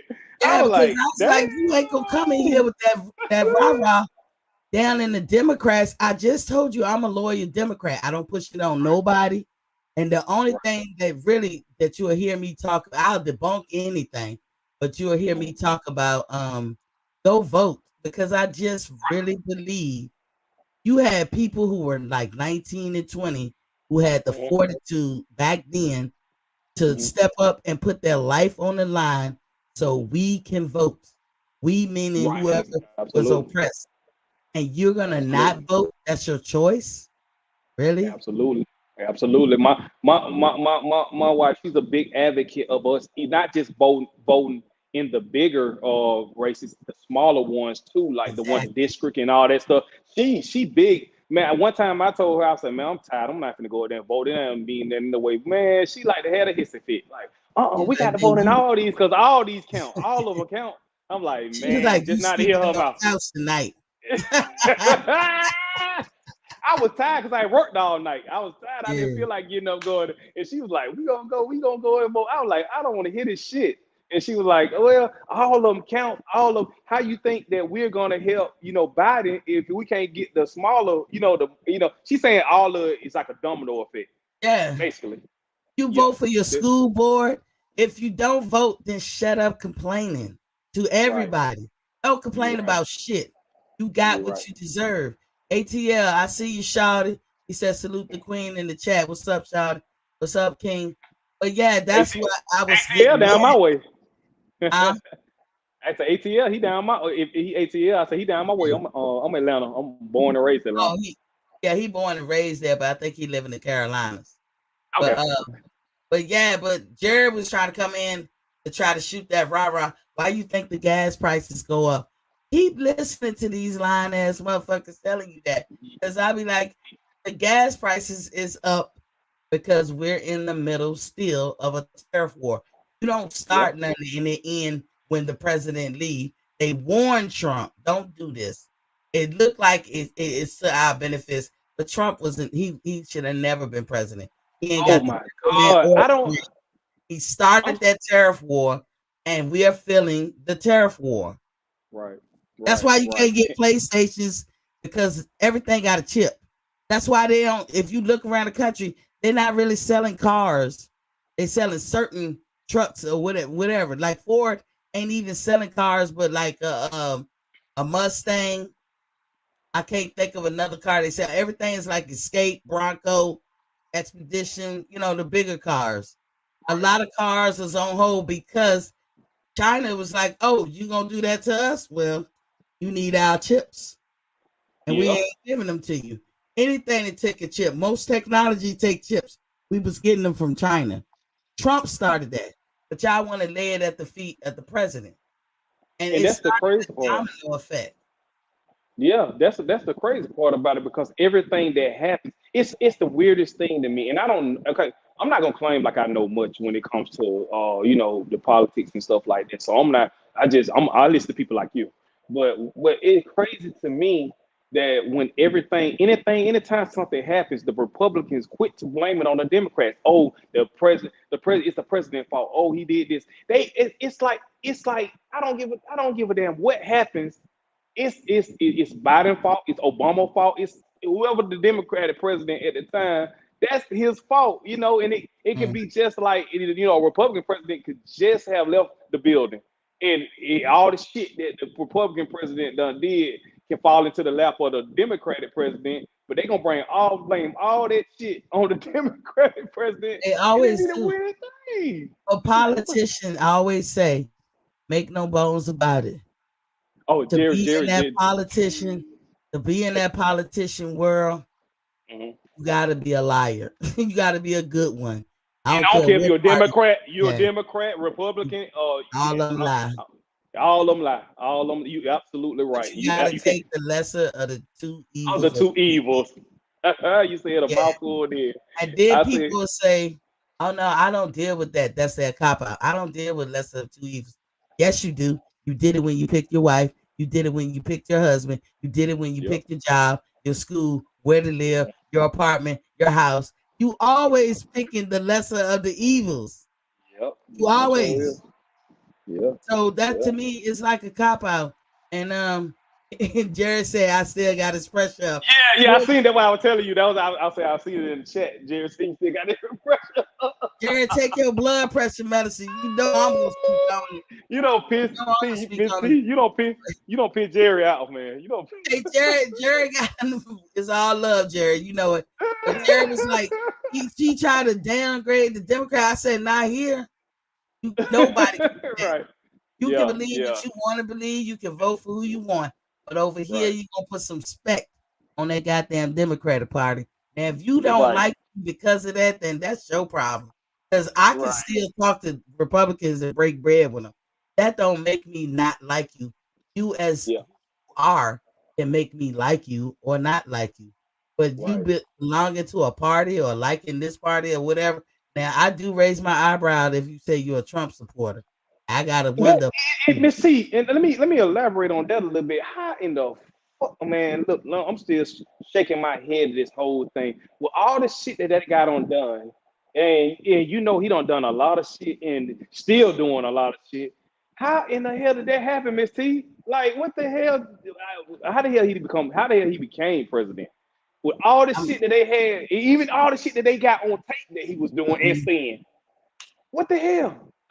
It's this is why I say the young people might not get it, and this is why people my age or older can get this.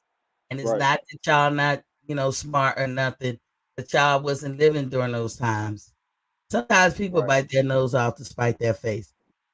Trump You ain't got becoming this. president was a punishment for us electing Barack Obama.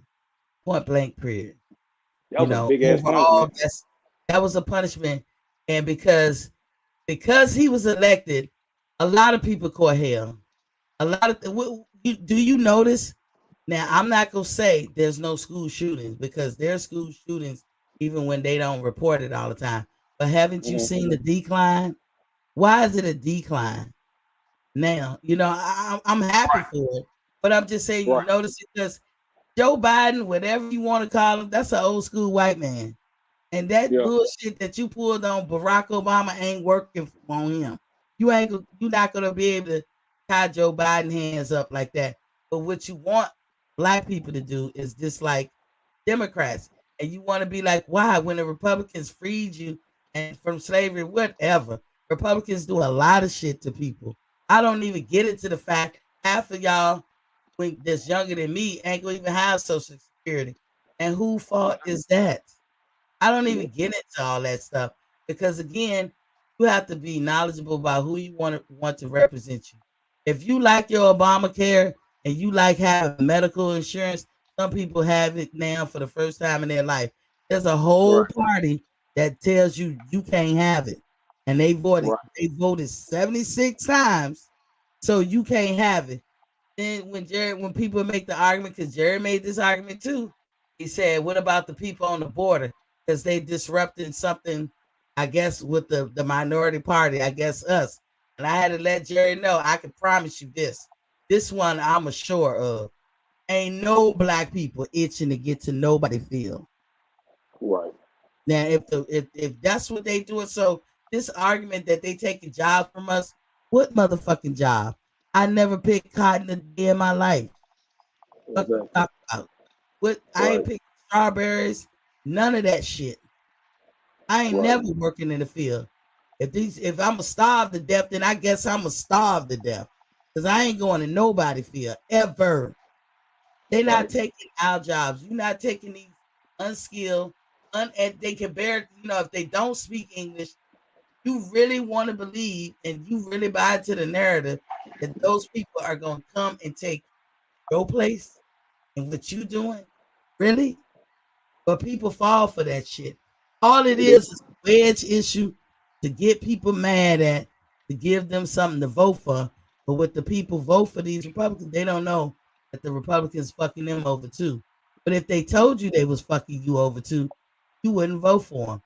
Lyndon Beans Johnson from Texas said that. And Mm. he is cowboy as they get. So Right. that's why I was getting on Jerry. Like, you is not finna come in here and put the Democratic Party down, not on my watch. Not here. You're gonna have to find you a Republican safe zone. Go tell that to them. There's a lot of black people that are falling out of favor with the Democratic Party because they buy into the hype. They Right. buy into all the hype, and that's their choice. But I Right. always say this too. I don't care if you put Waldo in there. Let's see retired. I got my money, and as I get older, I make more and more and more in that retirement. Right. Right. So I'm Right. about to have 3 checks when I get Social Security age. 3, count them, 1, 2, tray, 3 checks. Right. No Mm. cap on medical. I'm good. Are Right. you good? That's what There I you, always say. Are you good? there you go. There you go. There you Jared said, go. buy the Woo. domestic oil production. Shut it down the first day. Gas went up every day since then. Last week, Oh my. Biden was in Saudi begging them for more oil. Jared, like to tell you half truths. Oh my Just goodness. really like to tell you half truths. And yes, you cannot blame not Trump, not anybody for gas or oil prices. That's the nature of the beast. It will go up and down in every presidency that you put in. You can put a Republican in, he ain't gonna be able to do shit for you. I remember a day when gas was 81 cents a gallon, 90 Yeah. cents a Yeah. gallon. That Nice. shit Yeah. ain't coming back. I remember when it was 99 cents. I was looking at it because And I don't care, put I a Republican in. They ain't gonna do it. But I'm sorry, actually. yeah. Oh no, I'm listening. I was agreeing with you. I was like, I know I'm probably not your age doing that. I'm 45, so I'm right behind you. So I know, like, I remember the times and stuff like that. So it, this shit is just it's crazy. Jerry, man, Jerry gonna stand. I see Jerry ain't gonna stop. He ain't gonna stop. Jerry ain't gonna Yeah, stop. Jerry. I'm gonna prove to y'all, Jared, tell you half truths. But I ain't saying, maybe this is what Jared just really believe. Trump is a Washington outsider. Would like that means something. So is a lot of other presidents that won. They were Washington outsiders and blew the whistle on crooked politicians on both sides. We don't know that. He also gave up troop positions to our enemy, and some of us died. You ain't supposed to do that when you're the commander in chief. But okay. Biden is a career politician. Like that means something. Outsider career who with a racist background that is well documented. But Jerry, Trump's racist background ain't documented. He didn't get hauled off the court for doing racial shit in his company and to people. He didn't get charged up with that. His parents ain't in a picture with him standing next to each other, dressed in Ku Klux Klan regalia. That didn't happen either, Jerry. But only Biden is the racist. But we never caught Biden in no fucking Ku Klux Klan outfit. But we caught Trump family in one. And then his own niece came out and wrote a book and said, yeah, they are racist. Wouldn't she know? But Jerry don't want to put that jacket on Trump, but he really good with putting it on Biden. So Jerry, you're a Trump supporter and you're a Republican. It's okay, but y'all don't get no play over here. Yeah, I'm being unfair on this one. No play over here. No play for Republicans over here. Yeah, they lucky I don't put up fuck Republicans and and all that bullshit. I don't even do all that shit. And I'm not gonna do it. You vote for who you want to vote for. Your business. I just need you to vote. Because On to that's it. on to a lot of conversation. What's the name? I mean, yeah, we can move on. I wanted to ask you. This is what I wanted to ask you because when I came on, we was talking to Garcia. Got the Garcia and the Benavidez fight tomorrow night. And me personally, I take Garcia by. Oh man, you broke up. Like, you there? Can you hear me? I can hear you now. Okay. I slightly favor Garcia because you got two fighters that's both of them not very athletic. You got to go get a lot of movement and stuff like that. I think Garcia is a better counterpuncher. And I think that he has fought the better of the competition and stuff like that. So I would get a slight edge to Danny, over David, or because of the competition that he fought. And I think that, like I said, you're not going to get a lot of movement out of these guys, though. These guys are going to probably stand in front of each other and slug it out. So you're going to get probably a slugfest because neither one of them is athletic, and it's not a lot of movement when it comes to these guys.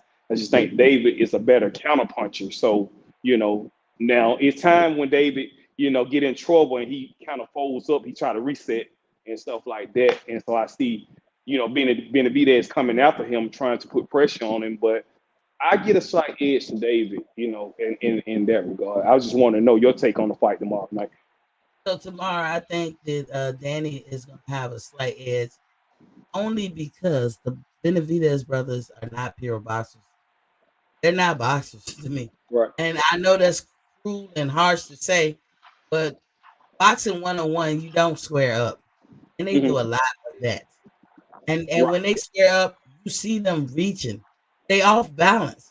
I seen David doing that against Crawford. I seen he doing that against Crawford. Yeah, Jose. Right. Yeah, Jose, he did that. And guess what? He lucky is boxing. And Jose. I'm saying David. I'm sorry. Karate. Yeah, I kept saying David. I'm sorry, Jose. I meant to say that's what I know. I kept saying David. I was thinking David, but yeah, go ahead. I'm sorry. Yeah, he's lucky. Cause see, when I was younger, I used to take karate, right? And with karate just as well as boxing, and I've coached boxing. It's all about the balance. It's all about displacing weight, but it's really all about the proper stance. Boxing is more so your leg and footwork. I mean, yes, you do throw your hands, but if you don't have legs and footwork, meaning proper stance and how to move and all that, and just your weight backwards and forwards, you can get real fucked up in there. And when they square up, if I was doing karate and I was in my stance, and the way they was throwing punches at Bud, all I would have did was grab his wrist and pull him to me, just yanked a little bit, as I'm coming with a fucking bow or a punch. I'd have knocked his ass out. Right. But that just tells me you don't even do the proper stance. You need to have a proper stance. Yeah. And some boxers, be moving both feet at the same time. Don't let your front foot kind of be, not heavily planted, but you want to have that spring on your back foot with your heel up, not your whole foot up. And if you gonna, like I've seen somebody hop, like people just be weird, and I'd be like, it's about balance. If somebody can just tag you, just push you just a little bit, knock you off balance, they can win the fight. Right. And I give the Benavidez, they are warriors. I give it to them. Mm-hmm. But I like to see them when they're in their 30s. Because Jose is still in his 20s and Danny is in his 30s. But Danny is a counter puncher too. And Danny will take a punch. One thing that a lot of people don't give Danny credit as they should, I think, like overemphasize this on him. The motherfucker can take a punch. This is why Danny punches with you. So you can be off balance. Danny can shove you, nudge you just a little bit, make you really be off balance and run right into a punch. He punches with you and he hits hard. Yeah, and that's the thing. So, did you see him being successful in a fight against somebody like Canelo or something? Do you see him being successful against Canelo? Like, Danny, yeah.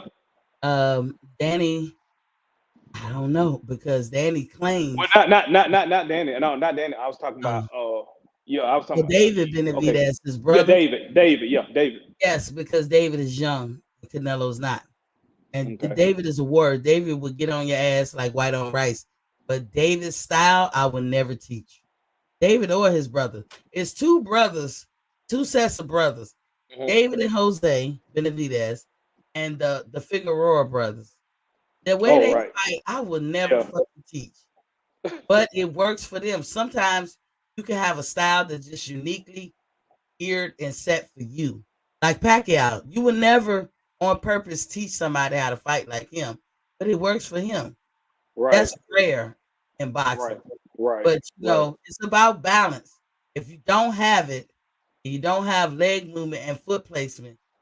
I would never suggest anybody like who don't have those things to get in the ring. And if you squaring up all the goddamn time, it just tells me you're not a boxer. So you only see David beat him because he's younger. I think the younger he is, he's gonna have luck with that. I think the older you get, you start diminishing and degrading and the things that you can do, like your agility, your reflexes, all Father Time waits for no one. So when all of that stuff starts to diminish, that style that they have is going to go by the wayside. Everybody gonna piece them up. But while they're young, they still got their reflexes. They got agility. They can, they can move out the way. They can read something. Like all of that shit helps them. And with timing, slow down as you get older. And you might feel young. It's 30 years old is young as hell. But in boxing, it is part of the decline. Let me get some of these stats. Jerry said Latinos are not just laborers, they are owner operators and involved in every stage of construction from the top to the bottom, not just fruit pickers, not even close. Okay, Jerry. Jerry, let's talk boxing, man. Building. I know D Young is in the building. What's poppin' King? He said, salute Queen T. Jerry come back with it. It does not go up to record high of $5 per gallon in 8 months. Stop it. Jerry, okay. I guess I didn't pay $5 a gallon. I guess y'all didn't either, but okay, Jerry. Surrey at 357. Nah, Danny gonna close eye. Left hook him to sleep. Yeah, Danny a beast. He Danny. Then he said, close eye Danny gonna place his punches for real. And that's what Danny do good. Nobody ever called Trump a racist after 30 years of being in pop culture. Yes, oh my God. Easily proven. He's been sued. Oh man. Hey, Jared in his feelings, man. Jared's in his feelings. Come on, Jared. Get out your feelings, man. Jared, you're not gonna change black people's minds. Stop it. Bro. Syriat 357 said facts. Whoop Granados. And then he said David would beat him. Yeah, right now David would beat him and forever really because Canelo is in his 30s and David is like mid-20s. And then Syriat said facts. And what's rare is Boost Ennis. Boost is a Marvin Magical Harris with nasty skill. Boost coming. We already said Boost coming. Boost coming. It's no stopping. When his turn comes, it's over. Yeah. we all know that. We all know that. But experience is a good teacher. Yeah. I'm saying right now, I will pick Earl or Bud to beat him at this point right now. If they fought right now, but if a couple years go by, whatever, it's over with. Boots taking over, man. I don't see nobody beat Boots. I'm gonna give Earl and Bud some advice. Stick to y'all guns, get the fight, Right. become undisputed, And move get the up, hell out of there. Move up. and move up. Leave Boots alone. I said the same shit. No, I Say, mean, Missy. I'm not saying if the fight happens, I'm not gonna say I'm gonna stand in the way to avoid it.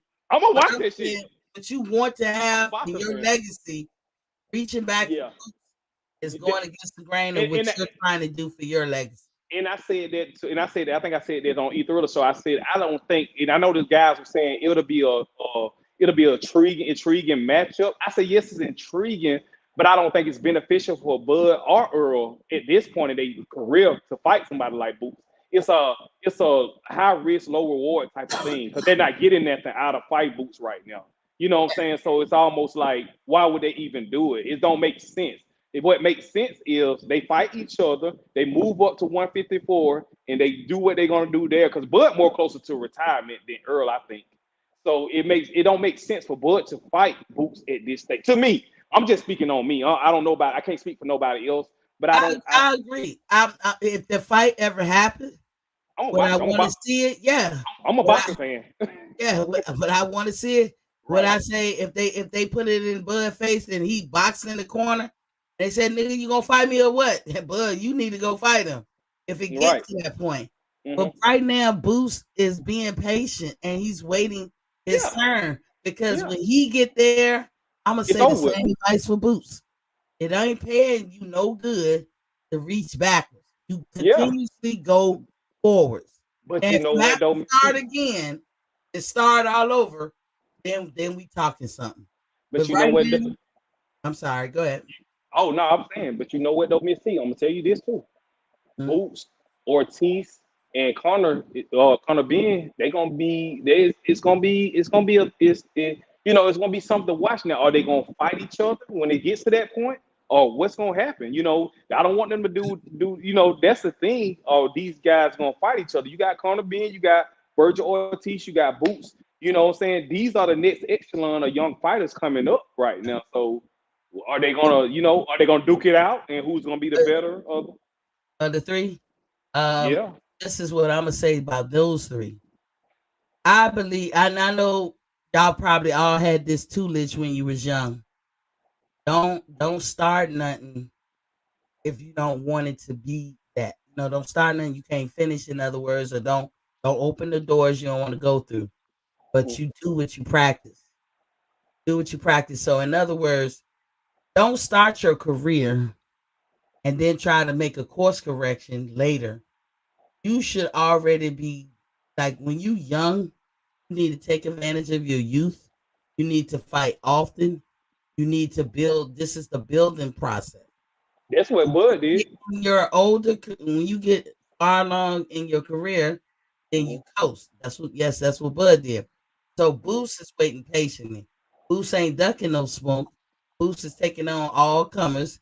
If they want to get in the ring with Boost will take them on. He been asking for them for years, but everybody gave him good advice. Young whippersnapper, young Thundercat, slow your roll.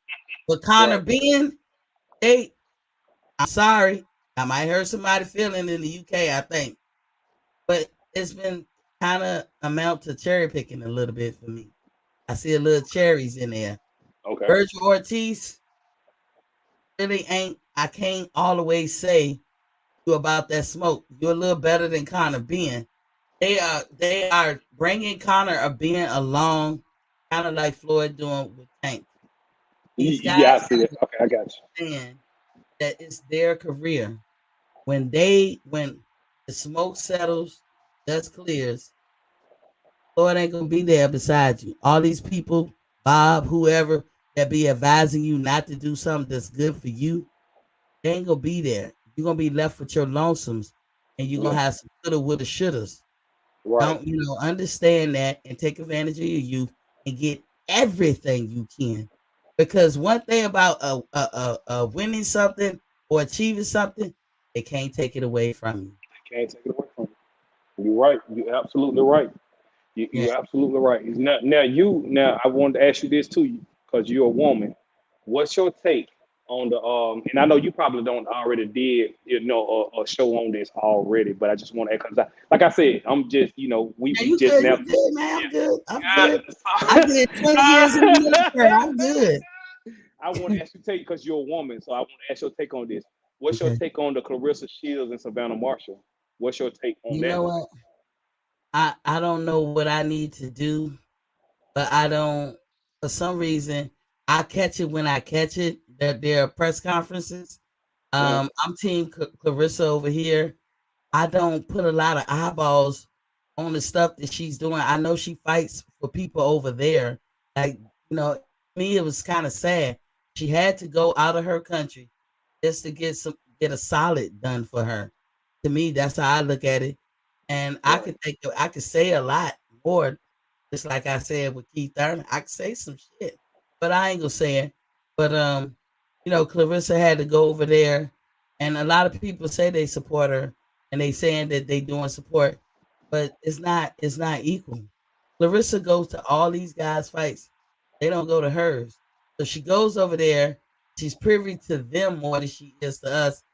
If I catch her on a YouTube clip, I'll look at it. But I think she's gonna win. I don't doubt her in nothing because that lady believes and she knows what she knows. I don't know Right. much about Savannah Marshall. I hear that she's a good fighter and all that stuff, but I'm a always ride with Clarissa. Um, I just don't know enough about them too. I did see a press conference, Mhm. and Clarissa has made some positive changes. As far as her presentation of it Mhm. all. Presentation can be everything about how she dressed, how she look, how she talk. And it's just a fact, y'all. It's not fair, but it's just a fact. A lot of men who put a lot of money into boxing do not want to hear a woman talk on the level that they do. Mhm. Not saying it's more. Yeah, I'm a woman. I can say this because I live it too. You can understand and accept what I'm saying much clearer in a different tone. That I can never talk like y'all. I can't. Right. Not that I want to. That ain't even me. You know what I'm saying? I am a very mild mannered, kind of stroll type person. I stroll. I don't even walk fast. I stroll. But Mhm. that's just how I am. Right. So, but I know that I can never be as boisterous. But I will always say what I gotta say, and I won't back down from no smoke. But Right. I can't carry it like I think men do. And I think in the beginning of her career, it kind of did her a disservice. Like how she'd be like, "Come on, fuck, Yeah. I want to fight." It's kind of what we say about Charlo and how they be acting. Like, why are you acting like this? I wouldn't Yeah. tell my son to act like him or imitate him. But at the same time, I get what Clarissa was trying to do. It just wasn't helping her. And I see improvements. But when it comes to her talent, I think she can wash anybody, Yeah. whether Yeah. I knew what that person could do or not. And I'm definitely rooting for her. That's that I'm team Clarissa all the way. Both. You got both of these fights, and I don't know Savannah Marshall's resume. I can't speak on it. I've seen a couple of her fights and something like that. I know she got 10 K. She got 12 fights and 10 KOs. I Mhm. know Clarissa got 12 fights with 2 KOs, but she holding three of the major belts. So this will be for the undisputed. You know what I'm saying? So I'm definitely rooting for Clarissa. I'm rocking with her on this one. But I And, wanted to and get her your take on. accomplishments. Yeah, she is a pure boxer. So I was gonna be for her anyway. I like Right. all pure boxers. I always She's a give boxer. pure Yeah, she's definitely a boxers pure boxer. Yeah. the win. I always vote for. I always give them the win or the benefit of the doubt. Not saying that they can't get beat, but just always get that. But that girl got more accomplishment than any boxer. Right. Any boxer, whether Mhm. man or woman, any boxer. But again, just for her to get a good payday, she had to go over there. So a lot of her TV time and all that is showing up more so over there than it is here. And then it'll be something like out of sight, out of mind. So you gotta make yourself remember, like, oh shit, Clarissa fighting tonight. And then there's some fight. If it's on Sky Sports, how do we see it? That's sad though. That's real sad though because I think that they, to me, I feel like they do a disservice, to the women, and I just don't, I'm not cool with that. I'm not good with that, And I see people like, she do have people that rock with her, and I used to hear Shakur sometimes, and he a lot of time on his stuff. He shout out Clarissa, you know what I'm saying? He always shout out Clarissa, Guys like that, they throw her out there. They say, oh, y'all need to check out Clarissa. This here, even, the casuals, of course the casuals ain't going, it's just us boxing fans. We're going to be the ones to watch her, and I haven't seen a lot of her fights. I've seen a couple of them, but I haven't seen much of her. I definitely going to watch this one though. But I wish that she could get more shine. I wish that, yeah, and like you said, she was a bit cocky in the beginning. She did It come wasn't a on. pretty sight. It wasn't Yeah, a she pretty sight because let's face it, y'all. We live in a patriarchal society. Our traditions and our cultures is just that. We was given this world, we did not make it, and it just don't come off real good. There's is a better way to get that same attention and this, that, and sound the like your other. father. And every woman in this world knows this game because we all have to live it. I had to figure out how to get 80 people, and most of them were men, to do what I say when I was in the military. I'm not gonna get it talking to them like other men. Their ears will already be shut off. I had an 18-year-old. He didn't want to listen to me because I was a woman. And I was like, what? You Right. know, now I could have got mad and be like, motherfucker, get that attention, motherfucker. I could have did all that, but I didn't. I was my sweet self to him, and I was patient. Because any man that that my experience, if I just told them no or scarf that whatever order they gave me, because I just don't listen to men. Oh, that shit would have got handled right then and there. But you got to be patient because it's a mindset. You're not. It's more. It's an identity and a mindset that you're facing. And you know what? I treated the dude kind. I gave him chance after chance. I was very patient. And then when I was like, you're gonna hang yourself because everybody don't see it the way you see it, and you're gonna need me before I need you. And I know that. So I was like, I waited patient, and it happened. And he wound up needing me, and I came through for him but he wound up having a better understanding of me. And so going forward, when I was leaving, he told me one time when we was by ourselves in the office, he said, you taught me a lot. You was the best leader I ever had. And I was like, whoa, I wasn't expecting that shit. I wasn't expecting it. I'm not making this shit up. He said, you was the best leader I ever had. I don't know if it's because I was patient with him. I don't know if wisdom set in. I don't know if he got mature. I don't know if because he got put in his place probably by some other dude, and they probably made him understand.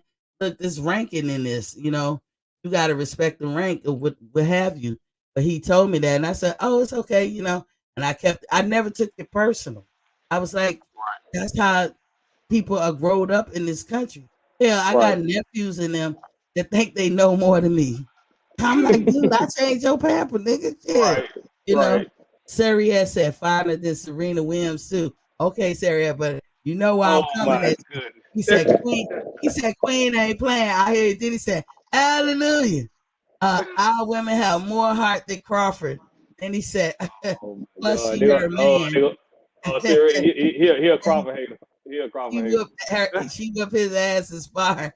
Look, you gonna say more hot than Crawford.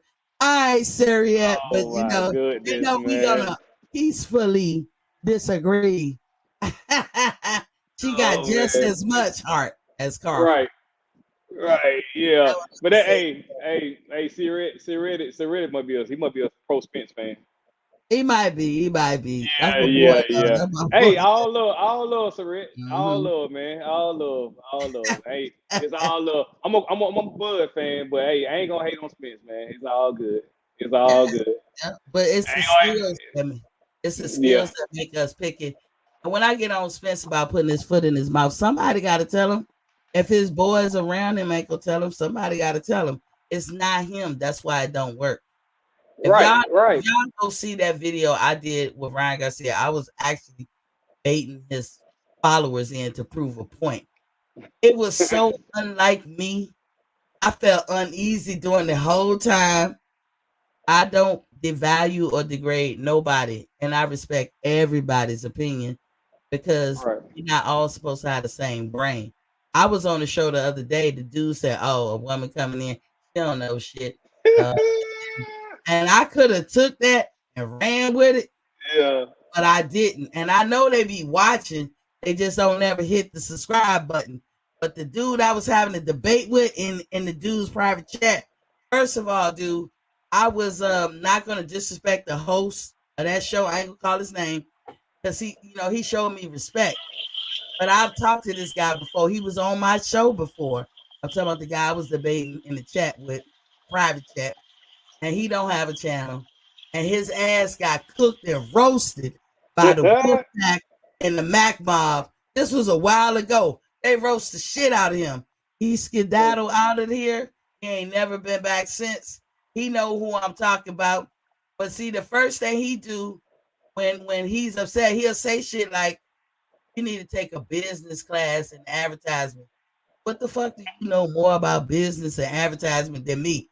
You couldn't even understand 50. You couldn't even understand what that meant. But you kept, and then he was saying, "You unintelligent." So I said, wait a minute, this dude keep What? insulting me. But I didn't snap on the dude show. It ain't no reason he ain't hurt my feelings. But nigga, come up in here and say that shit. I got something for you. For you. Because you didn't even know what 50% mean, damn it. You didn't Right. even know what that mean. I don't know how you miss it. Then he kept saying, "Dude, just prove it to you." The host of the show pulled up the goddamn thing, and plain as day, plain as the nose on my face, it said a column where it said 50%, 50-50. He didn't get 50-50, and you called me slow. So I started saying, "Man, you slow. Keep up. Keep up. I can't deal with no special needs people." So I bowed out gracefully. I thanked the host for letting me be in there, and I just bowed out. Yeah, nigga, you know I'm talking about you. I've been I don't been on a couple of these panels, man. These guys be with some bull. I be oh man. I think he's scared of coming here because he think E Thriller Mac Mob gonna get in and roast the shit out of him. Oh, the ATL? Who? No, it's not ATL. ATL, my buddy. Oh, ATL is okay. my And now I buddy. saw one of your shows now. That E Thriller and Yeah, Matt. I think it was E Thriller, probably Big Fish. They yeah, came in here. They was going at ATL. I was like, oh yeah, shit. yeah. Oh, ATL, what the it's all fuck? love though. You know, in the end, everybody cleaned it up. But that's how Yeah. people can get when they passionate. Y'all notice I don't come between me. I let y'all do y'all thing. I'm sounding like hooks and shit on the goddamn. I'm like, please sit down. Y'all calm down. I'm thinking I'm yelling, but I'm sounding like from Police Academy. But Yeah. do know who he is. I ain't even. It ain't. It's two of them that got roasted. The one who name start with a D is not him. So we know who the other one is, and he know who he is. But he probably don't want to come up in here because he think the Wolf Pack, as y'all affectionately call him now, and the Mac Mob gonna come up in here and roast his ass. But guess what? They may not. You know I'm gonna let him in. I'll sit back. But he is so biased. He is so biased. And I went and on that show extra. I Uh-huh. never even talked about Earl, put Earl down, or big up Crawford. I brought up numbers about a Canelo fight Right. to give an example, and I broke down the numbers. Nigga gonna tell me my numbers was whack. Nigga, it's on Google. It ain't Man, me. but see, that's the thing. When you bring, the motherfucker don't accept when you bring receipts. See, motherfucker come with all these outrageous takes, but they don't have no receipts. They can't bring up facts and shit. And when you bring receipts and stuff like that and check them on it, they you know what I'm saying, that they won't call bullshit on it. You know, so it's funny to me that you come with receipts and it's still like I said, they have these motherfuckers slow, man. Cause you know, you got receipts. This is the receipts I got. We pull this shit up on Google. You know what I'm saying? This is what I got. But y'all just yelling out shit. You know what I'm saying? Like just because you feel a certain type of, you know what I'm saying, type of type, even if for your certain favorite fighter, you know, you trying to make a What they point, you do. know. Look at Sarah talking about $6 million man and buying it. He said buying it. Okay, Sarah. I'm laughing with you. Okay, sir. You know I don't agree with it. But yeah, he won't come, he ain't gonna come up again and all that stuff. Maybe he will, maybe he won't. But I was like, man, how you don't understand 50% or 50-50? How come you can't understand? And why would you say my numbers is whack? How do you calculate what the pay-per-view shares were if you don't multiply what it costs each individual and how many individuals bought it? Like Right. I don't know a more basic math problem. You learn that shit in the third grade. Exactly. I don't know where I did wrong. I looked up, it was 800K. I multiplied by 79 because that's what they say they charge people. And I came up with 63 million. I didn't do it in my head. I did it by the calculator. I Right. let the calculator make me smart. This nigga say, your numbers was whack. Why? Because what I wind up doing is it was a question, the host asked a question to somebody else, and I said, I like to answer. He was asking, like, why would PBC change their whole working model for just Crawford? And I said, that argument can be reasonable, but it's moot when you do it for somebody else. Once you do that for somebody else, that is no longer an argument. And then my calculation, because the reason why I was ready for them, because I had just did a show on it. And in the end of the day, if you bring in 83 million, I'm just talking about pay-per-view, gate, and stuff like that. What you bring in for putting on the fight. I'm not talking about endorsements. I'm not talking about none of that other shit. Because now the narrative will change. If it's about endorsement, if promoters make money just on endorsements alone, then they need to tell the public that. But no, they talk about what you bring in the gate, what you get in the pay-per-view. I'm not even talking about the merch because the merch belongs to the fighter, but the people who hold the merch at the fight get a percentage because you held it in their little store where people can come get it. I'm not talking about that type shit. But I calculated with the calculator $83 million for the Canelo Plant fight. I also calculated with the purse split of pay-per-view shares 60-40 for Canelo, 40 for Caleb. And in the end of the day, together, what you had to pay those two gentlemen, Canelo and Plant, was 81 million. So if they brought in 83 and you paid out 81, how is that a come up? Because you subtract both of them, but you left with $1.6 million. Really? Right. Yeah. Now, your endorsement could be anywhere from $20 to $180 million. We don't know. They don't tell us. Right. What they get in the end, we don't know because there's a lot of unknowns. We don't know. We don't know what they get in the as far as the projected how much they're gonna get. These are after action reports. We gotta talk about what's known. All any of us can do is go to Google. How much was the pay-per-view? This much. How many pay-per-views were sold? This much. And we still don't know if that's true or not. Like yesterday, old boy was saying he actually got 140. Shout out to Century. You were saying that 140, and then I pulled up that thing and you said, I see it, Miss T. What did it say? 240. He said, yep. On me to say. Yeah. And then I think he came back and said, well, that's not that's not real. Something.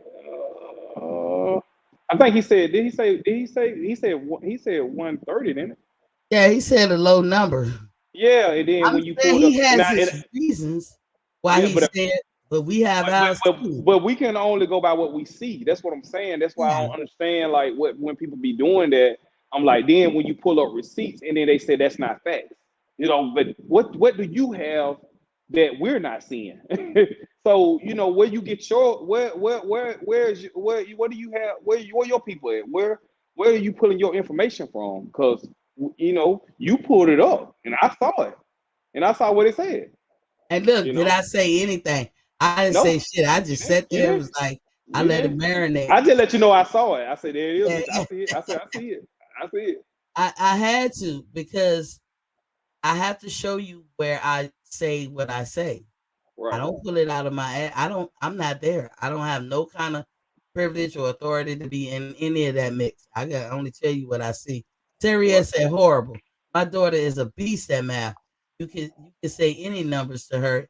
She beats a calculator. That's what's up, Sarah. Tell her keep up the good work. Because I'm not math is not my forte, but I will buckle down and do any course. I always want to get the best grade in any course. So whether it's my forte or not, I'll learn it. For instance, the last math class that I've taken recently, I took physics 1 and 2. Y'all want to know what my grades? Straight A's. Wow. If that ain't math for your ass, I don't know what to tell you. Shit. Physics ain't easy. People Hell run from no. physics. I did. I ran for business. Shit. And that's what I'm popping my collar, but at the same time, I ain't trying to pop my collar. Just telling you, Well, I ain't pop no your dummy. shit.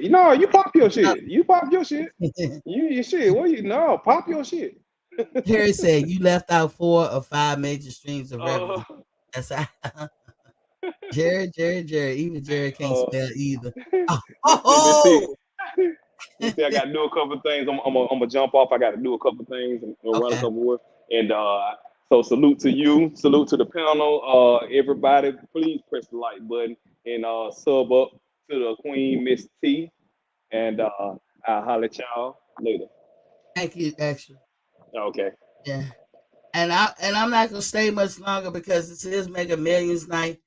I don't know if they stop at 11, y'all, on the East Coast, but if you're not on East Coast time, you probably still got time.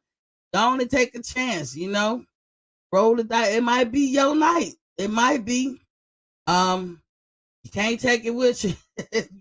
Sometimes you gotta try. It's at $1.1 billion. Go out and get your tickets, y'all. Y'all don't have to stay here and listen. I want y'all to be rich.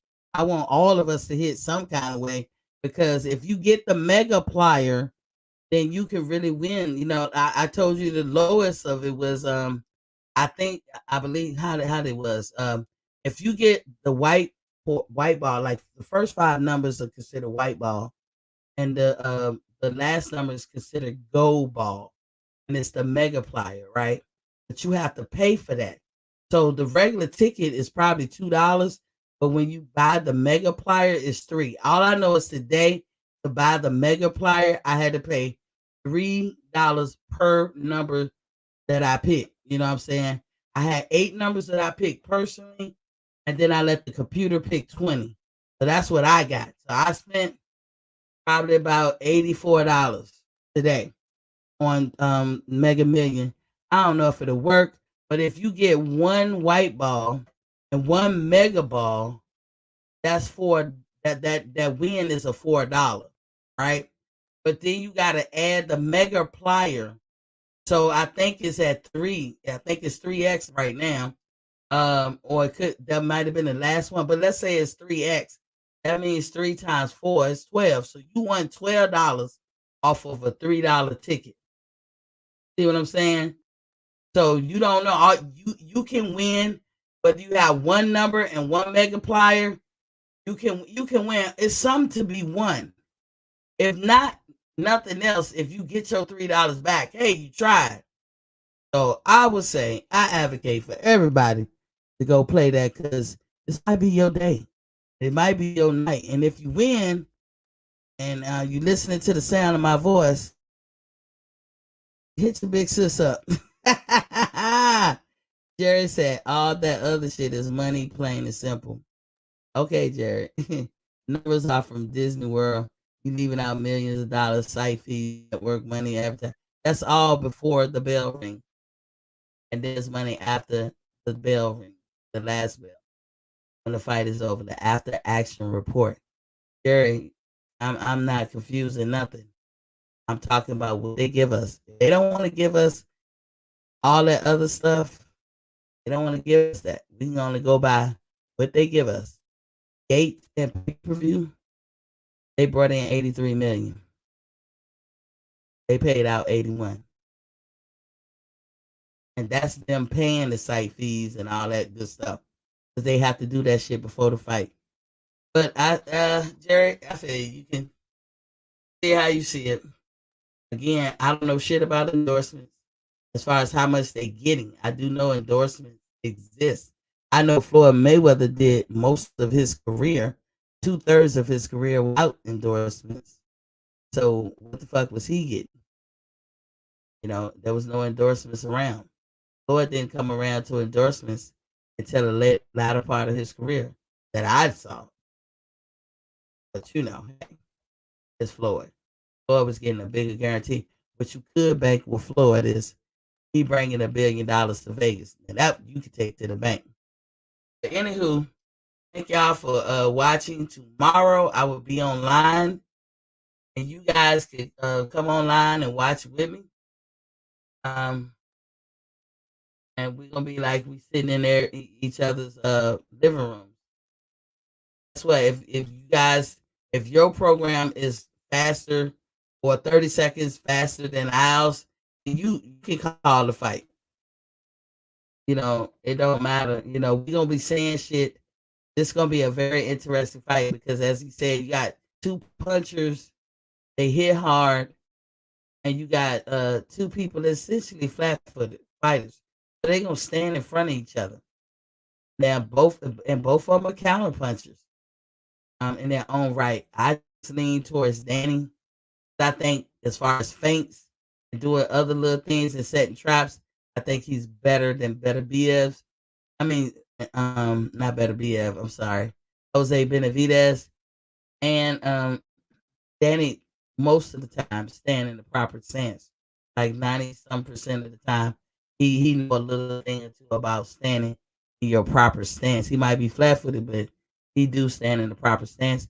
Whereas Jose Benavidez, he squares up all the time. There's a lot of mistakes he do that could get him off balance. A little nudge from Danny in one direction and then meet his ass with his hook. Like one of y'all said, lights out. He's gonna be knocked the fuck out. But that's how I see him. Looking forward to seeing Gary Antoine Russell. I'm following his career with enthusiasm. I love the way this man talk.